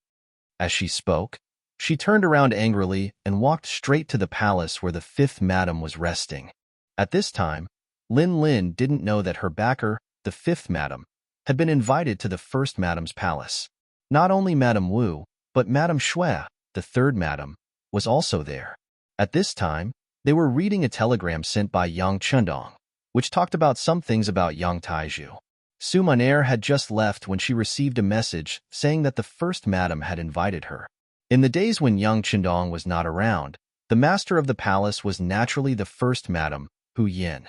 Now that the 1st madam had given the order, not to mention that she had not yet rested, even if she had rested, she still had to get dressed and get up. Su Munaer didn't dare to delay. With the help of the maid, Xiao Yun, she put on some light makeup and rushed to the 1st madam's palace with a group of maids. As soon as she entered the hall, she saw that Hu Yin and Madame Shui had already taken their seats. "Fifth sister, you're here. Come and sit." Seeing Su Munaer appear, Hu Yan's face didn't have the slightest hint of anger or condemnation because she already knew that Lin Lin's actions were carried out behind Su Munaer's back. In fact, this sister of hers didn't know anything. Su Munaer really didn't know anything. Since the 1st madam called her, she naturally sat down. Then, she smiled and asked Hu Yin, "Sister, what happened?" Something must have happened for them to call her over so late at night. Su Munaer's IQ wasn't low. She didn't think that the sisters would gather at this time just to chat about their daily lives. This time, before Hu Yin could speak, Madame Shui had already passed the telegram to her. "Fifth sister, you should take a look at this first." With a face full of doubt, Su Munaer took the telegram from the maid, Xiao Yun. When her gaze fell on the contents of the telegram, Su Munaer's expression quickly became a little ugly. Perhaps a telegram to others could be sent more simply, as long as the meaning was clear. But how could Yang Chundong be stingy with his words when sending a telegram to his wife? In this telegram, Yang Chundong explained everything very clearly. He even mentioned Lin Lin's name. Although some things couldn't be described in such detail like when they met, the mention of Lin Lin's name already explained a lot of things. While Su Munaer was still digesting this news, Hu Yin had already opened her mouth and said, "This time, my husband is really angry. He risked his life at the front lines to fight for the world, working hard to save more Han people, but we still have to worry about our rear. Speaking of which, it's really our fault." It was a simple sentence, but Su Munaer's expression froze when she heard it. She knew that she had really done something wrong this time. She had actually mistakenly trusted a maidservant and unknowingly passed on such a wrong signal to others, which had almost led to a disaster. Thinking that if it wasn't for her bad judgment, she wouldn't have made her husband worry about this. Su Munaer felt waves of self-blame. Just as Su Munaer was still accepting the condemnation in her heart, Xiao Yun suddenly entered the hall. She first greeted them and bowed. Then, she said. Madam, third madam, fifth madam, Sun Chuang of the Imperial Army has something to discuss with you. Your husband is here. Let him in, Hu Yin said jokingly. Hu Yin said jokingly. From this point, it could be seen that she was not very angry. She, who had lived in the Hu family since she was young, was even more tired of hearing about all kinds of struggles. She had seen many servants doing bad things in the name of their master. It was precisely because of this that she didn't find it strange. Lin Lin was guilty, so she would be punished. As for fifth sister, after this incident, she should be more careful when using people. This was equivalent to having an effect. Xiao Yun, who was teased by her master, blushed. After agreeing, she went out to pass on the message.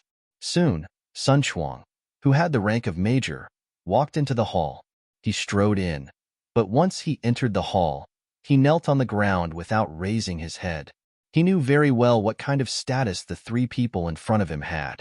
If he casually looked at them, it would be a sin. Sun Chuang of the Imperial Army greets first madam, third madam, and fifth madam.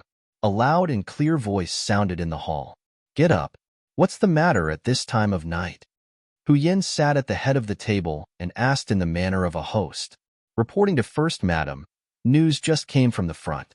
The matter of Yang Tieju smuggling has been confirmed without a doubt. Not only that, his collaborator also said that there are a large number of weapons and armors in the Yang residence. This subordinate has come to temporarily close the palace gates in advance. Please allow me to do so. Sun Chuang's head was still lowered, but he did say a fact and result that the women did not expect. Are they going to rebel? When Hu Yin heard this, she was also shocked. It was common for subordinates to do some evil things in the name of their master, and it was also very difficult to truly prohibit it. However, the matter at hand involved military supplies, so the nature of the matter had changed. Among the three women, when Su Maner heard this, she was so scared that her face turned pale. Even the newspaper in her hand fell to the ground.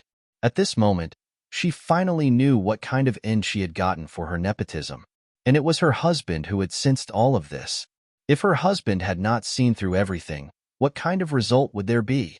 Would there be a day when someone would threaten the safety of the palace? If her two sisters were really hurt because of this, wouldn't she be guilty of the most heinous crimes? At this moment, Su Maner hated Lin Lin to the core. She had trusted her so much, but she had indeed used her name to help the evildoer. Something big had almost happened. It was truly unforgivable. Third Madam's expression also changed abruptly. Then, she looked at First Madam Hu Yin and said, Sister, the matter isn't that serious, right? Isn't Yang Wu at Yang Shan's place? He shouldn't give them a chance to resist. Isn't it better to be on guard? Hu Yin shook her head lightly. It was better to be safe than sorry. When she thought about how someone really threatened the safety of the palace, it was fine if something happened to her and the others, but she was afraid that it would cause her husband to go crazy. If that happened, many plans would be disrupted. This was the most terrible thing. Her husband was risking his life at the front. It was fine if they could not provide any help, but they definitely could not be a hindrance at the back. Thinking of this, Hu Yin said decisively, All right, we'll do as Battalion Commander Sun says. Seal the palace for now. If there aren't enough troops, you can deploy troops nearby. In a while, I will ask Xiao Yun to give you the token that my husband gave me. Yes, Sun Chuang understands. Sun Chuang left with large strides. Holding the token that Hu Yin gave him, he mobilized a cold front battalion to protect the palace. And inside the palace, the three madams also returned to their own palaces. Su Maner also returned, but her expression was not good. Thinking about what she had said before the three sisters separated, she would definitely give them an explanation. On the way back, she clenched her right fist several times, loosened it, and clenched it again. Chapter 737. Su Maner had been through a lot since she was young, and her willpower had long been tempered to be very firm. Otherwise, she would not have attempted to assassinate Yang Qindong. But recently, or rather, ever since she came to Crimson City, she was completely protected. Every day, there were people serving her in the palace. Over time, her wildness had been worn away, and she had become much purer. She originally thought that her life would be like this. One day, when she gave birth to a child for her husband, she would be happy for the rest of her life. But now, it seemed that conflicts were everywhere. If she was careless, she might be consigned to eternal damnation. Fortunately, her husband was reasonable and understood people's hearts. Her sisters were also kind-hearted and did not have the intention to blame her. If it was someone else, this matter would probably be enough to put her to death, and she would never be able to make a comeback.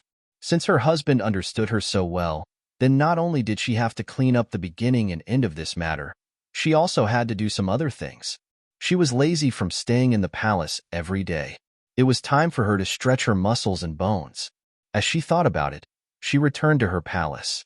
From afar, she saw Lin Lin, who had an aggrieved expression, walking over. "Madam, I wanted to leave the palace, but I was stopped by Xiao Qing. How is she stopping me? She is clearly not giving you face, she? Xiao Yun, take her down and slap her 30 times.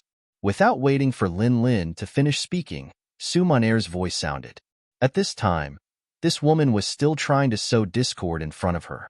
Her intentions were truly hateful. Xiao Yun, who was at the side, did not know what had happened. She only knew that Madam's expression was not good after she returned. Now that there was an order, she did not dare to disobey.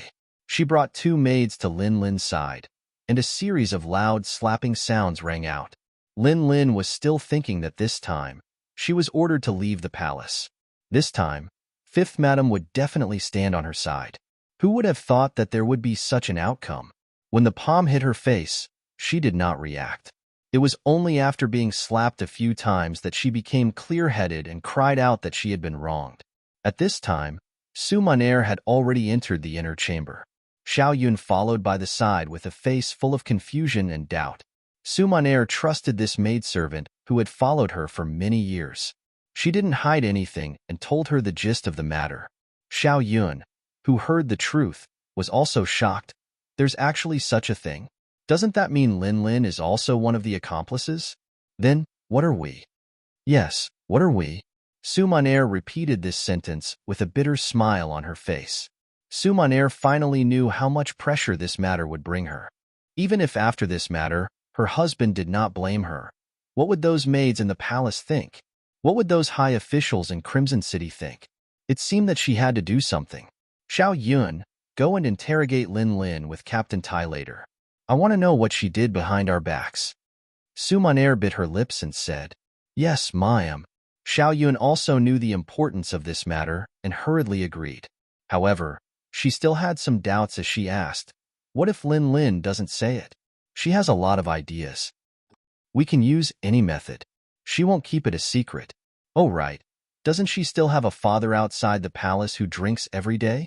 If she doesn't say it, then she will be harming her father. As Su Moner spoke, her eyes revealed a terrifying aura. People say that if you don't experience some things, you will never grow up and mature. And this time, Su Moner had obviously grown up a lot. Hearing that even her family was being threatened, Xiao Yun knew what to do. And with her father's threat, she was not afraid that Lin Lin would not say it. But what should she do after saying it? She had no choice but to ask, how should we deal with Lin Lin? Kill her. As long as she cooperates, you can tell her that her father can still live out his remaining years in peace. She seemed to have used the last bit of her strength to say this. Su Moner waved her hand at Xiao Yun, meaning that she was tired and needed a good rest. Xiao Yun left, but she did not know that Su Moner, who was in the bedroom, was not sleeping.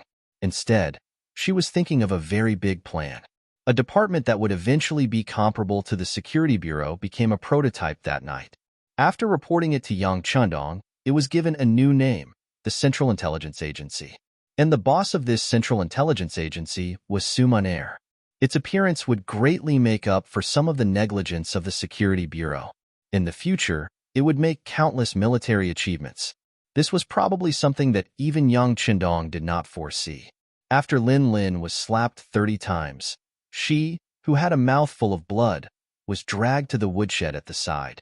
There, Xiao Yun set up a temporary torture chamber. Whether it was coercion or enticement, in the end, she found out everything she wanted to know. The result was still very gratifying. Lin Lin was only after Yang Tieju's family background and money. She did not really participate in what he did. This made Su Mon-er, who knew everything after the fact, heave a sigh of relief. She was guilty, but her sin was not that big. She could finally face young Chendong and her sisters. Lin Lin was finished. The father and son of the Yang family, who were still unaware of all this, still placed their hopes on him. After waiting for a long time, no one came. Instead, a secret agent from the security bureau came to the Yang residence. He came to Yang Wu's ear and whispered something softly. Yang Wu was originally standing there calmly, but after hearing the whispered news, his entire person became unwell. His eyes widened as he looked at Yang Shan and the captured Yang Taizhu. Suddenly, he laughed out loud. Good, very good. I didn't expect that you were not only after money, but also have greater ambitions. Men, search. Turn the entire Yang residence upside down 3 times. Even a tile must be smashed into pieces. Absolutely not allow any item to remain intact. Yang Wu suddenly gave this ruthless order, and the Long Feng soldiers who came with him agreed and began to move. Facing the ruthless Long Feng warriors, Yang Shan wanted to stop them, but he realized that it was useless. He could not help but ask Yang Wu, Master Yang Wu, what is the meaning of this? What is the meaning of this? What is the meaning of this? Why are you asking me about the good things you did? Yang Wu's face was overflowing with anger. He had just received news from Bureau Chief Yang San. Chen Shuquan said that once when he was drunk, Yang Taizhu boasted that he had prepared some weapons and armor in his residence. If things changed, they could cause havoc in Raymond City and even threaten the safety of the palace in order to protect themselves. Once the news came out, Yang Wu could no longer remain calm. If such a thing really happened, then he had let down the young master's trust. In that case, even if he died, he would not be able to thank the world. Facing such a person, how could he still be courteous at this moment? Yang Wu was angry, so the Long Feng warriors also began to act.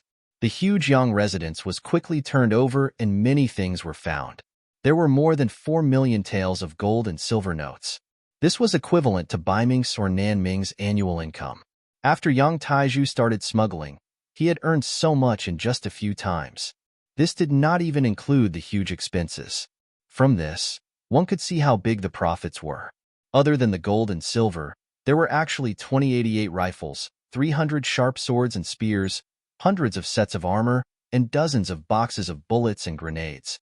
When these things were piled up like a small mountain in the courtyard of the Yang residence, Yang Shan finally lost his imposing manner and fell to the ground with a plop. At this moment, Yang Shan finally understood how big his son's ambition was. He also finally understood what it meant to raise a tiger for calamity. It was just that he was raising his son. The moment these things came out, Yang Taizhu lowered his arrogant head. He knew that he was done for. On the other hand, Long Song was sweating profusely. He didn't dare to imagine what would happen if these weapons suddenly launched an attack. Even if Crimson City did not fall into chaos, it would be difficult to protect some important institutions. Investigate, investigate, investigate for me. How did these things appear here? These are not things that can be bought with money. Yang Wu roared as he looked at the grenades and 88 rifles. Then, his gaze landed on Yang Shan. On behalf of the 6th Young Master, I announce that from now on, you are no longer the Minister of Foreign Affairs. Men, take him away and lock him in jail. Ma Dali will be the acting Minister of Foreign Affairs. You will also be in charge of the interrogation of Yang Shan. As Yang Shan's deputy, Ma Dali understood his superior very well. Letting someone who understood you to interrogate you would achieve twice the result with half the effort. Yang Wu did not doubt this point. The Yang family was finished, and that night, some people who had close ties with the Yang family were implicated. More than 50 officials were arrested. Among them were a few company cadres and a battalion commander from Cold Front. And this matter had only just begun. As the interrogation progressed, more and more people were implicated. Even the Bureau's Director General, Shun Yu, was invited away by the Security Bureau the next morning. The person in charge of the interrogation was none other than Director General Yang San. Using interrogation instead of interrogation meant that Yang San was under Yang Qindong's orders to reprimand Shun Yu. The gist of his words was that his job was very special. It was a job that offended others, but he did not have to be afraid of offending others because he had the sixth young master backing him up. He knew how hard it was for him and how he was a person, but if he was afraid of offending others, he could quit his job. He could go home and retire. He could also be given a leisurely department to pass the days. But in short, he had to do his job well as long as he was in office. Otherwise, he would not occupy this position. Facing Director General Yang San, who was under the orders of the Duke of Loyalty, Shan Yu did not dare be careless. He immediately nodded to express his understanding and promised that such a thing would not happen again. If he encountered any injustice or lawlessness, he would be the first to stand up. At the same time, he thanked the Duke of Loyalty for his trust in him. Chapter 738. People are like this. Once they are in a high position, they are not willing to give up their power. Shan Yu was like this. After experiencing the prestige of the Monitoring Bureau chief, he was reluctant to leave. Even if he knew that what he was about to do would offend a lot of people, he was still unwilling to leave. Since Shan Yu had already expressed his stance, Yang San also allowed him to make his choice. However, before they parted ways, he reminded him, "This matter is not over yet. There will be others who will come looking for you. You just have to wait. I hope that you can perform well."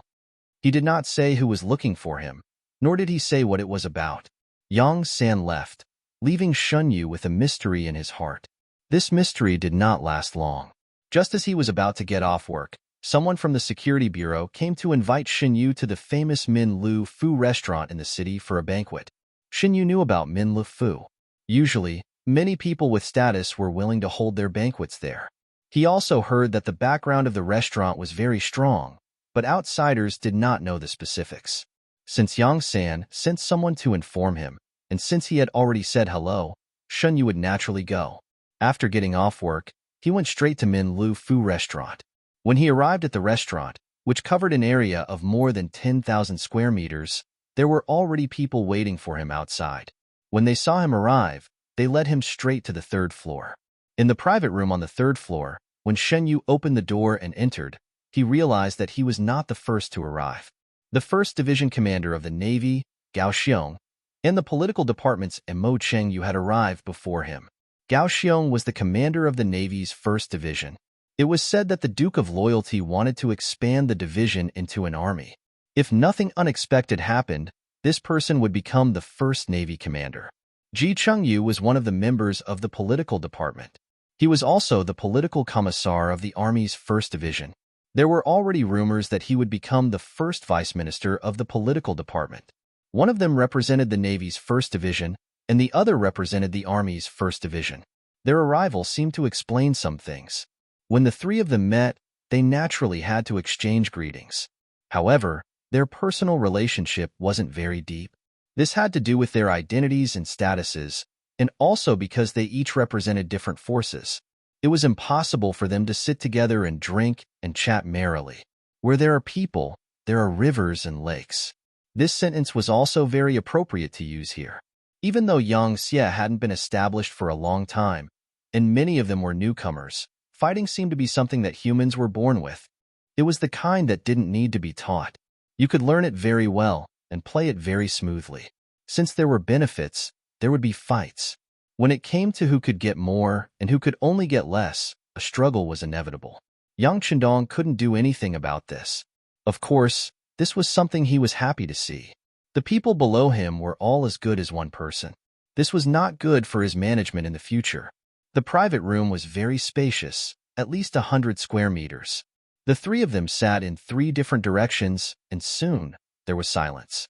Perhaps they were all wondering why Director Yang San had invited them here. What was he going to do? What kind of performance should they have? Just as the three of them were still immersed in their fantasies, the door suddenly opened and 2 people came in. When the 2 of them appeared, the 3 people in the room hurriedly stood up, their faces filled with respect from the bottom of their hearts. There was no other way. The people who came were the director of the Security Bureau, Yang San, and the future 6th Madam, Luan Xiaoyu. Yes, the one who came with Yang San was Luan Xiaoyu.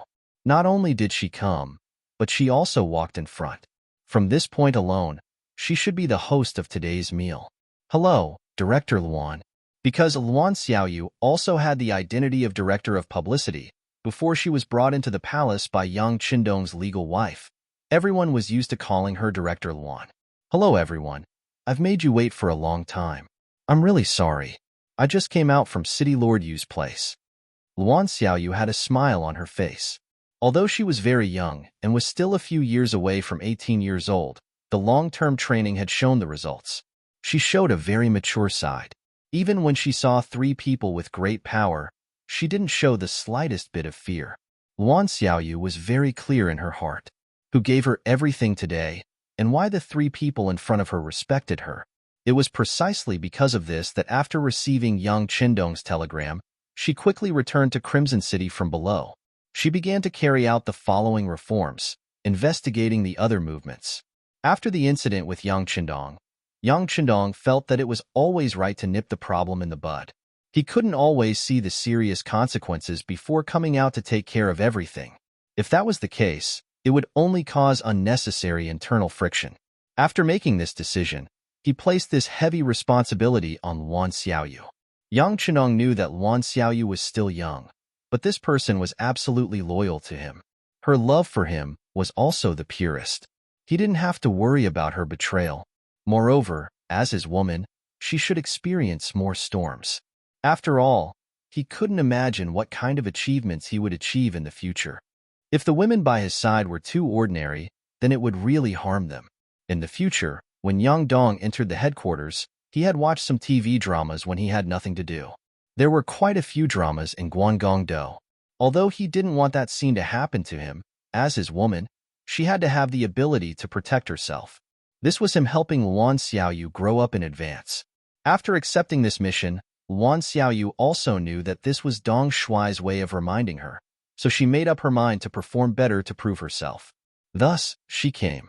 Not only did she come, she even went to Yu Qian's office before coming. She chatted with this senior for a long time and decided on the direction of her work.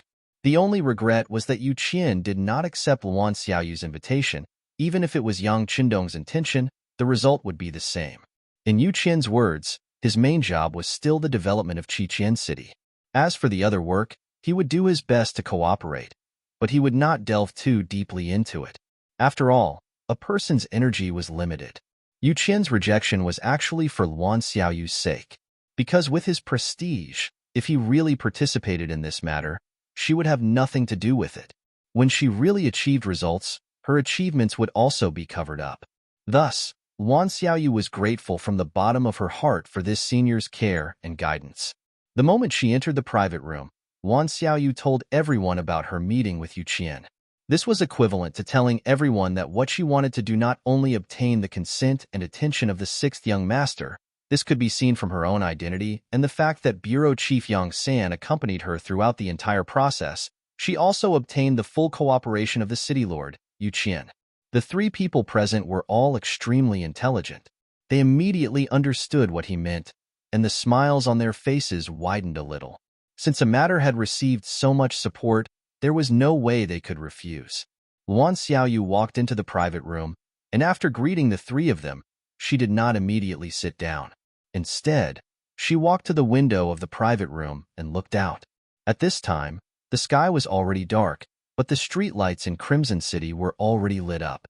One could see commoners coming and going on the streets. It was very lively. Not far away, some of the nearby residential areas were also lit up with electric lights. Looking from afar, it really looked like tens of thousands of homes were lit up. According to Yang Qindong's intention, there was no curfew in Crimson City unless there were special circumstances. As time passed, not only were the commoners used to it, it was still very lively even at night. There were even some tea houses, restaurants, brothels, and casinos that had better business at night. This promoted the rich life of the entire city and promoted the economic development of this place. Yes, there were brothels and casinos in Crimson City. However, these industries were not something that everyone could do. They required a special industry certificate issued by the city lord's mansion, and the taxes were heavy. On this point, Yang Qindong was also clear that there were some things that could not be truly prohibited. Rather than letting others secretly hide and do it, it was better to openly take it out and standardize it. He could also collect more business taxes and use it to serve the army and the people. Wouldn't that be better? So lively. Looking out the window, Wan Xiaoyu could not help but say with emotion, "Yes, so lively. This kind of scene can't be seen even in Beiming or southern Ming's capital." Xin Yu also stood up and came to the window. Looking at everything in front of him, he also sighed with emotion. Such a lively place needs to be protected by us. Just based on this, we should all feel proud. Finally, Wan Xiaoyu's seemingly unintentional words began to lead to the main topic of today's conversation. Hearing this, Xin Yu and the other two's expressions turned cold. No one said anything. After all, Yang Tieju's matter had just happened. If everyone sang praises now, it would be too much of a bootlicker. The others did not say anything. Only Wan Xiaoyu continued. "Today, I called everyone here because of my idea and also because of the sixth young master's idea. After Yang Tieju's matter, he even secretly hid weapons. This might be a special case, but at the same time, it also shows that we did not do our job well.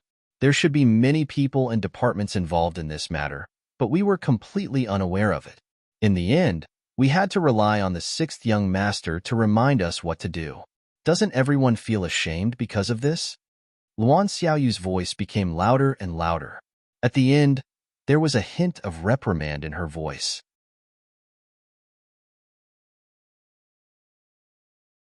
Chapter 739. She couldn't be blamed for being so angry. There were indeed quite a few people involved in this matter. Let's not talk about anything else. Let's just talk about the weapons found in Yang Shan's residence. Let's not talk about the 2088 rifles for now. Just this one alone was enough to implicate a lot of people. What about the remaining swords and spears? Those were all products of the arsenal, far from the hoes and kitchen knives in the hands of ordinary people. They could be seen everywhere on the streets. These weapons were all made of iron, steel, and alloys. The production of every finished product was recorded. Not only that, so many weapons also required a lot of energy to be maintained daily. Otherwise, after a long time, the weapons would rust. In order to prevent this, not to mention wiping them frequently, they also needed to use vegetable oil. That was also a product of the military, and not something that ordinary people could buy with money. The weapons found in the Yang residence were all as shiny as new. It could be seen that they were usually maintained by people. Then the question was, who provided these materials? It was likely that many people would be implicated in the investigation. And these people sold the forbidden products to Yang Taiju. Did they not think about the consequences and what would happen? There were also the 3 cargo ships and dozens of carriages of goods that were hijacked. It could be said that there were all kinds of things inside, such as divine realm, cosmetics, and women's clothes. Other than that, there were also things like cigarettes, ham sausages, canned food, and instant noodles. Many of them were only provided to the army and had not been circulated on the market. But now, they were all smuggled out. Could Yang Taiju alone do all these things? It was obviously unreasonable. If this matter was thoroughly investigated, who knew how many people would be implicated? After saying so much, it was just to clarify one thing, and that was that there were probably many people involved in Yang Tieju's matter, and even more people knew about it. But why did the higher-ups not make a move? Could it be that they did not know? That was absolutely impossible. If that was the case, these people would not be in high positions. In the end, there was only one possibility, and that was that too many people knew about it, but they dealt with it with the mentality that it was better to avoid trouble. Everyone had the idea of sweeping the snow in front of their own door. As long as they did not participate in some matters, it would not be wrong. With such a mentality, Yang Taiju was able to do things like a fish in water, which made the problem become more serious. This time, if Yu Mian hadn't arrived at the origin city, met Yang Chendong, and voiced out his concerns, he was afraid that if he had waited for a while, once it erupted, it would have caused an unimaginable result. This was also the reason why Yang Chendong was so angry and wanted to investigate the source of his investigation. Luan Xiaoyu closed the window in front of her, and the private room quickly fell into silence. Her voice was also clearly transmitted to the ears of the 4 people present. Let's talk business first. The dishes will be served later. As soon as he finished speaking, everyone, including Yang San, sat up straight and entered a state of semi-war. Luan Xiaoyu was very satisfied with everyone's attitude. She lightly nodded and casually said, "The sixth young master has ordered us to form a group of 5, which is the 5 of us. From today onwards, we will carry out a self-inspection for 3 months. Every local official, regardless of their position, was required to be thoroughly investigated. Every military officer up to the rank of a platoon in the army was also required to be investigated from head to toe. Once a problem is found, it must be verified immediately. If it is confirmed, what should be done is done. If there is no problem, they must be reassured and continue their work. If there is an outstanding person, they should be rewarded. Let's put it this way. The sixth young master has handed over the authority to deal with matters to the 5 of us. We have a great responsibility. Do you have confidence?" Yes.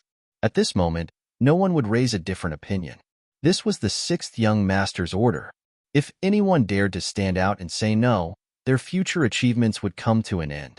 Naturally, more importantly, this kind of self-inspection was very necessary. This was also a method to prevent something similar to Yang Taizhu from happening again. All right. Seeing everyone's support, Luan Xiaoyu continued, "As for the specific details of the work, we will have to discuss it in detail later. The first thing we need to do now is to announce Yang Tiezhu's case to the public. The investigation and evidence collection will be left to the Special Inspector Bureau and the Security Bureau. After everything is clarified, we will immediately hold a public trial in the city. We need to let everyone in the city know what is going on." Yes, our bureau will definitely cooperate fully. The Security Bureau will also cooperate fully. Yang San and Shun Yu quickly expressed their stance. Very good. Luan Xiaoyu continued nodding. Then, a sly smile appeared in her eyes. Things have to be done one step at a time. Next, let's proceed with the first item, eating. The words eat eased the tense atmosphere. Even Yang San, who was usually reserved, chuckled at this moment. The 5-man team was established, and the self-inspection activities were in full swing. This would eventually affect all the departments. All the cadres and officers carried out their activities quickly and ruthlessly. On the first day, more than 40 cadres from various departments were taken away. Among them, 6 were military officers. On the second day, more than 50 were taken away. On the third day, more than 70 were taken away. On the fourth day, more than 90 were taken away. It wasn't until the 5th day that the number began to decrease. More than 60 people were taken away. Then, the number rose and fell. More and more cadres were taken away for questioning. Some of them couldn't come out after entering the 5-man team. These were all people with major problems. There were also some who were released a few days after entering, but they had already been demoted or even fired from their positions. They directly became ordinary citizens. There were also some who were released not long after and continued to shine brightly at work. There were even some who were directly promoted after coming out, replacing the position of a superior who had made a mistake. There were some who were promoted by 1, 2, or 3 ranks. This was a huge reshuffle. It had been about 5 years since Crimson City became Yang Xie's headquarters. Many of them had benefited from this, and many of them had their lives changed. From having problems with food and drink in the past, they were now living a life of luxury. However, this still made some people unhappy. They felt that they should have received more. Even if Yang Chendong implemented a high salary policy, and their salaries were enough to cover their family's expenses, there were still some who couldn't help but reach out. In the face of such a greedy person, of course, Yang Chendong wouldn't be polite. This time, he checked again and again and eliminated all the black sheep with such thoughts. One could imagine that after this incident, the atmosphere of the entire Crimson City would change. In the future, the efficiency of work would also become faster and faster. The self-inspection activities were still ongoing, and many people's fates had changed. Some who benefited from their work were promoted, while some who were greedy received their deserved retribution. At this moment, Yang Chendong sent another telegram to Luan Xiaoyu. A new policy to raise the treatment of officials had been implemented, and that was the special ticketing system. The so-called special ticketing system was similar to the planned economy in the early days of the Republic, where the citizens would be given food stamps to purchase meat and grains. Yang Chenong requested for the officials to be given a certain percentage of their monthly salary. Once they had such ticketing, they would have priority to purchase some sought-after goods in the market. For example, cigarettes, all sorts of beverages, bottles of strong liquor, magical mirrors, high-grade cosmetics, and beautiful women's clothing. For this, Yang Chenong requested for a store to be set up in Crimson City. This store had a complete range of goods, and the quantity was sufficient. However, there was a difference, and that was that everything had to be purchased with special ticketing systems. Here, silver and even gold were useless. The reason for such a decision was that there were too many officials in the five-man investigation team. In addition, the momentum was very large, which caused many people to feel fear. There were actually not enough officials to go around. In order to make more capable people work for him, Yang Chenong decided to give them some benefits. Under such temptation, he was not afraid that some people would not be loyal to him. It had to be said that when the special ticketing system appeared, the ticketing systems in the hands of the officials became popular goods. Although there were a lot of factories in Crimson City and a lot of good things, because there were too many merchants outside, the supply could not meet the demand. As a result, even in Crimson City, some items were difficult to buy. With the special ticketing system in the store, those good things that could not be bought outside were actually available here. The ticketing system became a hard currency, and some of the rich people started to have ideas about the ticketing systems in the hands of the officials. The officials were also humans, and they also wanted to live a better life. The ticketing systems in their hands were not enough for their own use, so how could they sell them? Even if some people wanted to sell a portion of it for some reason, it was difficult to satisfy the needs of more rich people. Over time, some people had no choice but to give up on buying it and think of ways to become officials themselves. Yang Chenong's move caused the number of people who applied for the official exam to increase by a lot, greatly alleviating the pressure and fear brought to everyone by the five-man team. Crimson City finally continued to move forward amidst the wind and rain. After many new officials took up their positions, the effects in all aspects were indeed much faster than before. Just from this point alone, it seemed that the previous efforts were worth it. Just as the five young misses were carrying out their operation with great momentum, Su Munair was not idle either. She left the palace several times to look for good seedlings in the CIA. Her request was a little strange. She requested for all of them to be women because she believed that some things were more convenient for women to do than men.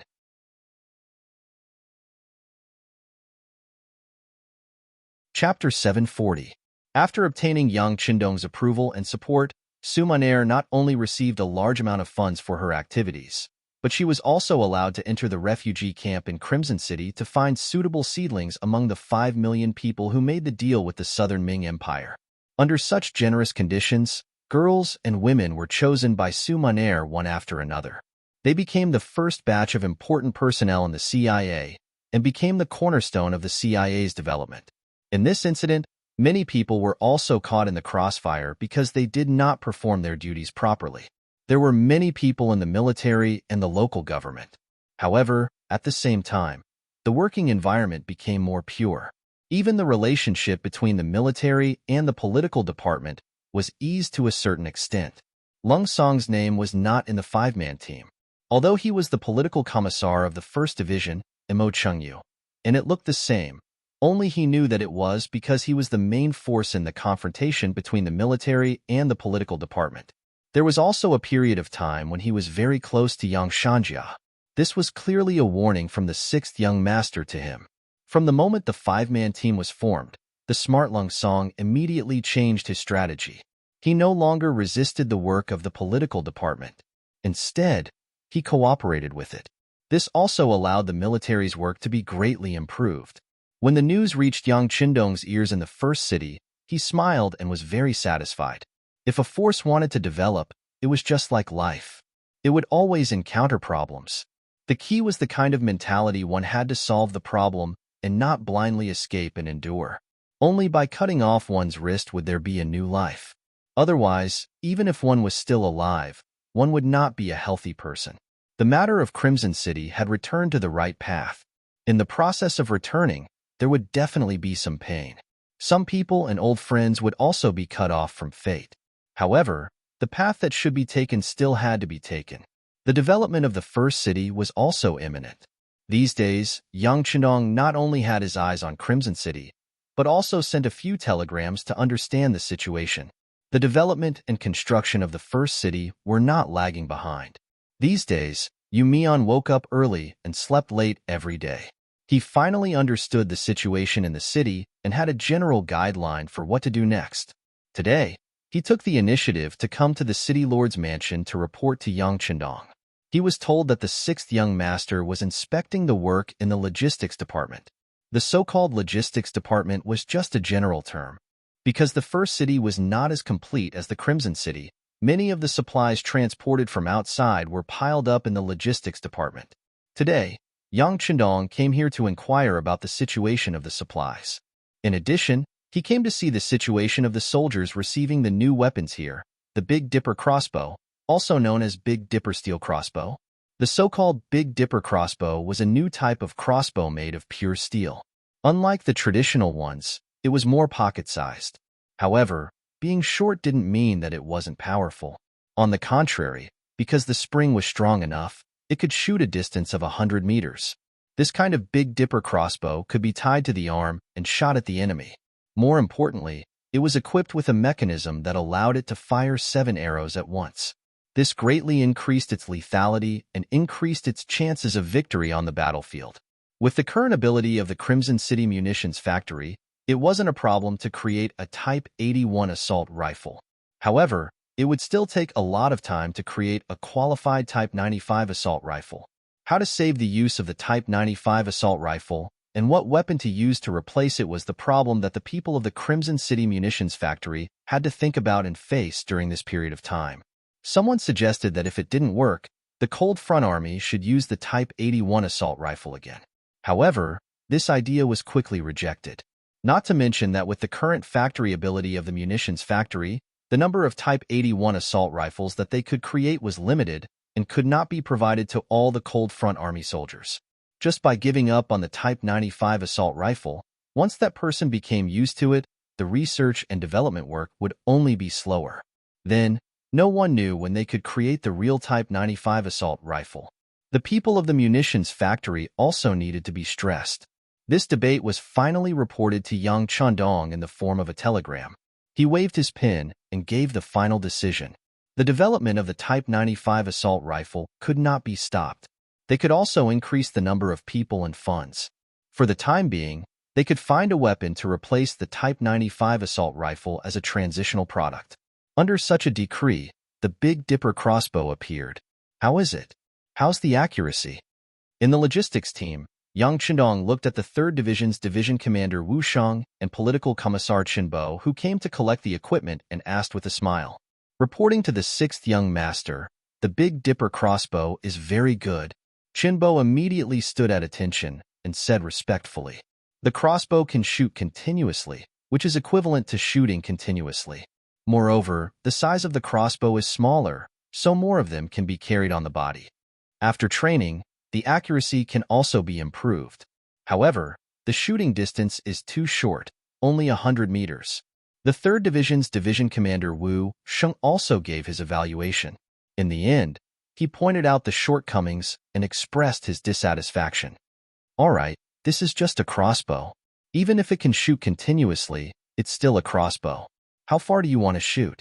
Moreover, when the enemy is far away, you can still use the Type 95 assault rifle." Yang Chendong patted Wu Shang's shoulder and warned others to be content with what they had. Although the Type 95 assault rifle was used for a long time, there would be some wear and tear and damage.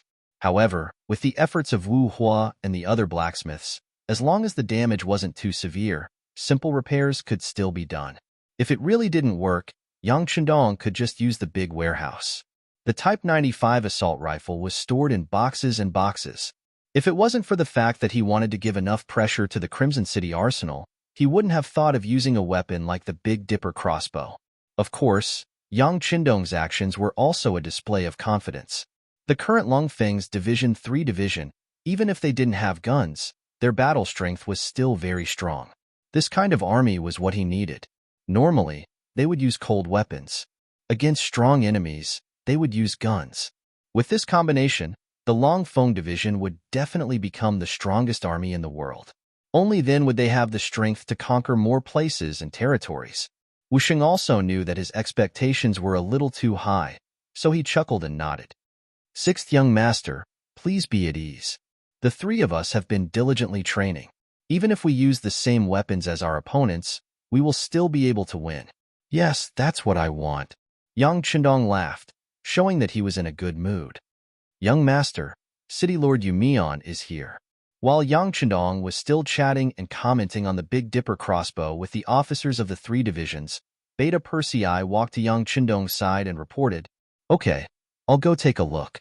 Motioning for Wusheng, Chenbo, and the others to continue working, Yang Chendong turned around and walked out of the logistics group's gate under the protection of a group of guards. He saw Yumian waiting there. When he saw Yang Chendong, the first thing he said was, "Sixth young master, I want a farm near the first city." Farm? Yang Chendong looked at Yumian in a daze and became interested. Continue. Seeing that Yang Chendong did not object to him immediately, Yumian knew that his idea should be feasible. He immediately said, "Sixth young master, I've already investigated.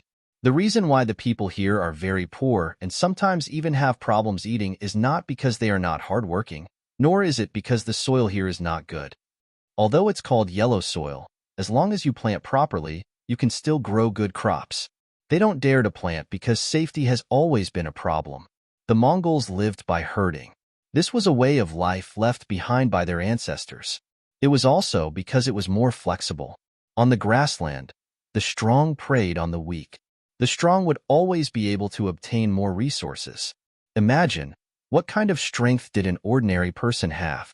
If he chose to farm, it would be equivalent to imprisoning himself in a certain area. Usually, it was fine. But once he encountered an enemy attack and danger came, he could drive the flock of sheep away. However, he could not take the crops planted on the ground with him. That would only benefit the invading enemy. As time passed, no one thought about farming anymore. On this point, Yumian had talked to many people in the city, including many Han people. They did indeed live by farming, and when they first came to the grassland, they were not used to it. However, because there was no safe place, they could only give up on the idea of farming and being self-sufficient. Now, with the appearance of the mercenaries and their strength, they had become some sort of guarantee, allowing some people to see hope again. Thus, they made this request. After Yumian investigated for a while, he also felt that this matter was feasible. Thus, he came to find Yang Chendong and proposed his idea. Yes, it's farming. I've thought about it. Not only can he solve the problem of food for the army on the spot, once the people have land, they will also have a strong sense of belonging. This way, they will be able to gather people's hearts faster and make the first city prosperous and prosperous. Yumian said excitedly, "Yes, this is a good idea. However, it's already August now. In addition to the cold winter here, I'm afraid it's too late this year." Yang Chendong nodded and began to analyze the reality of the matter from the actual operation. Yes, it's too late this year. In fact, we don't have the seeds of the crops. All of this needs time to prepare. I've already thought about it. We can contact Crimson City now and ask them to provide more seeds. We can wait for them to be delivered in spring next year. As for now, we can first open up the fertile land, measure it, and distribute it to the citizens who are already in the first city. This way, they will have hope, and the first city can also attract more people to come and seek refuge. Yumian still said with an excited face. From this point, it could be seen that he had indeed put in some effort. Yang Chendong did not answer immediately. Instead, he nodded after thinking carefully. "I think it's possible. Then you can go ahead and do it. This way, we can open up the fertile land and tell the people that they don't have to worry about their safety. As long as the mercenaries are here, they will protect their fruits of victory. When the enemy comes, we can just beat them away." You're tuning in to the Warrior Lore YouTube channel. Don't forget to subscribe and join us on this journey to catch the most captivating stories.